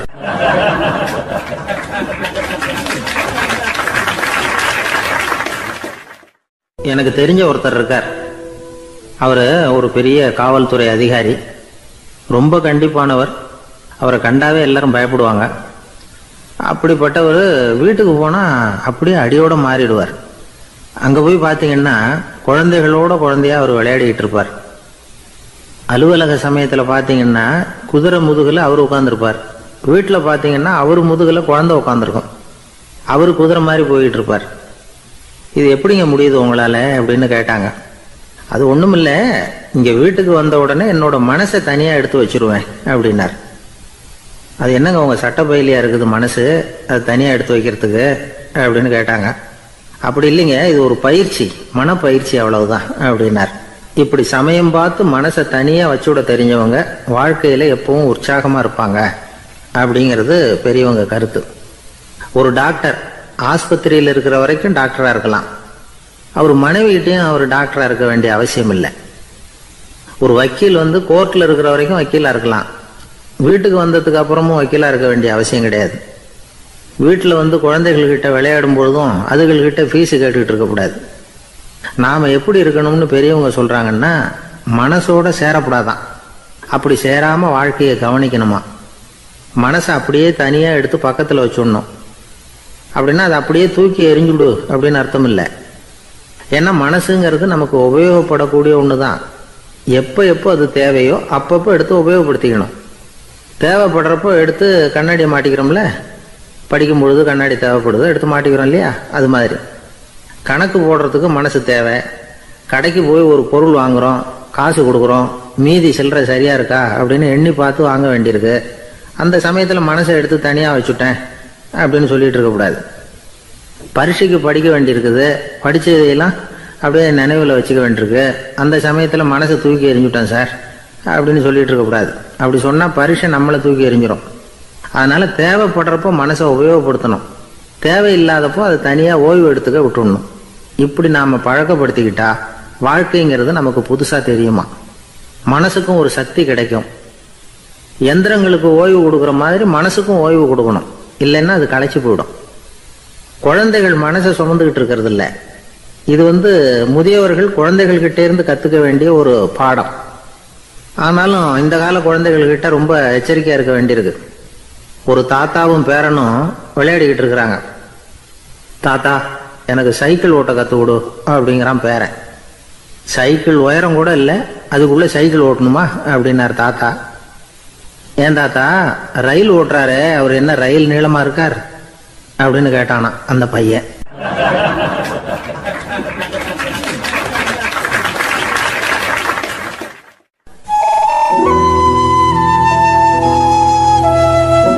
இருக்கிறாங்க. அந்த வழியா போறவங்க வர்றவங்க எல்லாம் அந்த இடத்துல நின்று அது என்ன மண்டபம் அப்படின்னு விசாரிக்க ஆரம்பிச்சாங்க. அந்த அப்பாவும் பிள்ளையும் தான் வர்றவங்களுக்கெல்லாம் விவரம் சொல்லிட்டு இருக்கிறாங்க. அதாவது இந்த இடத்துல ஒரு பெரிய மகான் சமாதி ஆயிருக்கார், அவர் சமாதியான இடத்துல இந்த நினைவு மண்டபத்தை கட்டியிருக்கிறோம் அப்படின்னாங்க. ஊர் பூரா இந்த செய்தி பரவிச்சு. நிறைய பேர் அந்த இடத்தை தேடி வர ஆரம்பிச்சாங்க. இங்கே கொஞ்சம் நேரம் உட்காந்துட்டு போனால் மனசுக்கு ஒரு நிம்மதி கிடைக்குது அப்படின்னாங்க. அங்கே இருந்த உண்டியலில் நிறைய காசு போட்டுட்டு போகிறாங்க. பணம் கிடுகிடுன்னு நிறைய சேர ஆரம்பிச்சுட்டுது. பணம் நிறைய சேர்ந்த உடனே அந்த அப்பாவுக்கும் பிள்ளைக்கும் தகராறு வந்துட்டுது. பணம் சேர்ந்தாலே சொத்து தகராறு வரத்தானே செய்யும், அது மாதிரி வந்துட்டுது. பையன் அடிக்கடி நிறைய பணம் கேட்க ஆரம்பித்தான். அப்பா பார்த்தார், யோசனை பண்ணார், ஒரு முடிவுக்கு வந்தார். ஒரு நாள் பையனை கூப்பிட்டார். இதை பாருப்பா, நமக்குள்ள தகராறு வேணாம், அப்பாவும் பிள்ளையும் இப்படி சண்டை போட்டுக்கிட்டா பார்க்குறவங்க தப்பாக நினைப்பாங்க, அதனால் நமக்குள்ள சமரசமாக இதை தீர்த்துக்குவோம், என்ன சொல்கிற அப்படின்னார் அப்பா. சரின்னு நான் பையன். உடனே அந்த அப்பா என்ன பண்ணார் தெரியுமா, மகன்கிட்ட கொஞ்சம் பணத்தை கொடுத்தார், தன்கிட்ட இருந்த ஒரு கழுதையையும் கொடுத்தார். இதை வச்சு நீ பொழைச்சிக்கோ அப்படின்னு சொல்லி அனுப்பி வச்சுட்டார். மகன் அந்த கழுதையை இழுத்துக்கிட்டு அடுத்த ஊருக்கு போனான். வழியிலேயே அந்த கழுதை செத்து போச்சு. உடனே என்ன பண்ணலாம்னு யோசனை பண்ணான். ஒரு ஐடியா வந்தது. அந்த கழுதையை ஒரு சாலை ஓரமாக புதைச்சான். கையில் இருந்த பணத்தை வச்சு அந்த இடத்துல ஒரு கல் மண்டபம் கட்டினான். அந்த வழியாக 2 பேர் வந்தாங்க. இது என்ன மண்டபம்னு விசாரிச்சாங்க. இந்த இடத்துல ஒரு பெரிய மகான் சமாதி ஆயிருக்கிறார் அப்படின்னா. இந்த செய்தி ஊர் பூரா பரவ ஆரம்பிச்சுட்டுது. நிறைய பேர் வந்து போக ஆரம்பிச்சாங்க. இங்கே வந்தால் மனசுக்கு ஒரு பெரிய நிம்மதி கிடைக்குது அப்படின்னு வேற சொல்ல ஆரம்பிச்சாங்க. வர வர கூட்டம் அதிகமாக வர ஆரம்பிச்சுட்டுது. உண்டியலில் பணம் நிறைய சேர்ந்துட்டுது. நகையெல்லாம் கூட கழட்டி காணிக்கையாக போட ஆரம்பிச்சுட்டாங்க. அப்பாவை விட மகன் பெரிய ஆளாயிட்டான். இதை கேள்விப்பட்டார் அப்பா. பையனை பார்த்துட்டு வரலாம்னு ஒரு நாள் புறப்பட்டு வந்தார். பையன் ஓஹோன்னு இருக்கிறான். பங்களா, காரு எல்லாம் வந்துட்டுது. எப்படிடா இந்த அளவுக்கு ஆனே அப்படின்னு விசாரிச்சார். அப்பா, எல்லாம் உங்கள் ஆசீர்வாதம் தான், நீங்கள் கொடுத்த மூலதனத்தை வச்சு தான் இவ்வளவும் சம்பாதிச்சேன் அப்படின்னு நான் பையன். அது எப்படிறான்னு விசாரிச்சார். அப்பா, நீங்கள் ஒரு கழுதை குட்டியும் கொஞ்சம் பணமும் என்கிட்ட கொடுத்து அனுப்பி வச்சிங்க, அதை எடுத்துக்கிட்டு வந்தேன். வர்ற வழியில் அந்த கழுதை செத்து போச்சு. உடனே யோசனை பண்ணேன், அந்த கழுதையை இந்த இடத்துல புதைச்சேன், கையில் இருந்த பணத்தை வச்சு மண்டபம் கட்டினேன், மகான் ஒருத்தர் சமாதி ஆயிருக்கார் அப்படின்னு வதந்தியை கிளப்பி விட்டேன். ஜனங்கள்லாம் ஏமாந்து போய் காசை கொண்டாந்து போட ஆரம்பிச்சிட்டாங்க. நான் பொழைச்சிக்கிட்டு இருக்கிறேன் அப்படின்னா, இப்போதான்டா நீ என் புள்ள அப்படின்னு சொல்லி சந்தோஷப்பட்டாரான் அந்த அப்பா. ஏன் அப்படி சொல்றீங்கன்னு கேட்டிருக்கான் பையன். கழுதை குட்டியை புதைச்சி மண்டபம் கட்டியிருக்கிற நீ, ஏற்கனவே நம்ம ஊரில் நாம கட்டியிருக்கிறோமே மண்டபம், அது இந்த கழுதையோட அம்மாவை புதைச்ச இடம். மகான் சமாதி ஆயிருக்காருன்னு நானும் சும்மா கப்ஸா தான் விட்டுக்கிட்டு இருக்கேன் அப்படின்னாரான் அப்பா. முட்டாள் ஜனங்களை நினைச்சு அந்த 2 பேரும் சத்தம் போட்டு சிரிச்சாங்களாம். மனுஷன் ஏமாத்துறது ரொம்ப சுலபம். என் கூட படிச்ச ஒருத்தன் திடீர்னு ஒரு நாள் எல்லாருக்கும் அருள் வாக்கு சொல்ல ஆரம்பிச்சுட்டான். அவன் ஒரு ஆபீஸ்லயும் வேலை பார்க்கறான். ஆபீஸில் உள்ளவங்கெல்லாம் அவங்ககிட்ட வந்து அருள் வாக்கு கேட்கறது வழக்கம். ஒரு நாள் நான் அவன் முன்னாடி போய் உட்காந்து பேசிக்கிட்டு இருந்தேன். அப்போ அதே ஆபீஸில் வேலை பார்க்குற ஒருத்தர் அவங்ககிட்ட வந்து, சுவாமி, என் மேஜையில் வச்சிருந்த பேனா திடீர்னு காணாமல் போட்டுது, அது திரும்ப கிடைக்குமா எனக்கு அப்படின்னு கேட்டார். இவன் கண்ணை உருட்டி பார்த்துட்டு, அது உனக்கு கிடைக்காது, புதுசாக வேற ஒன்று வாங்கிக்கப்போ அப்படின்னா. சரின்னு அவர் போயிட்டார். அவர் போனதுக்கப்புறம் நான் மெதுவாக இவனை பார்த்து, அது எப்படிடா அது உனக்கு கிடைக்காதுன்னு அவ்வளோ உறுதியாக அவர்கிட்ட சொன்னேன் அப்படின்னு கேட்டேன்.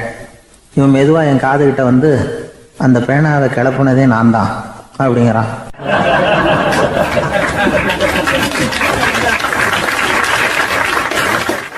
நாட்டில் நல்லவங்க ஒருத்தர் 2 பேர் இருக்கிறதுனால தாங்க மழையே பெய்யுது அப்படின்னு சொல்கிறது உண்டு. நல்லார் ஒருவர் உளரேல் அவர் பொருட்டு எல்லாருக்கும் பெய்யும் மழை. சில சமயம் ரொம்ப பேர் திடீர்னு நல்லவங்களா ஆகிடுவாங்க போல இருக்கு.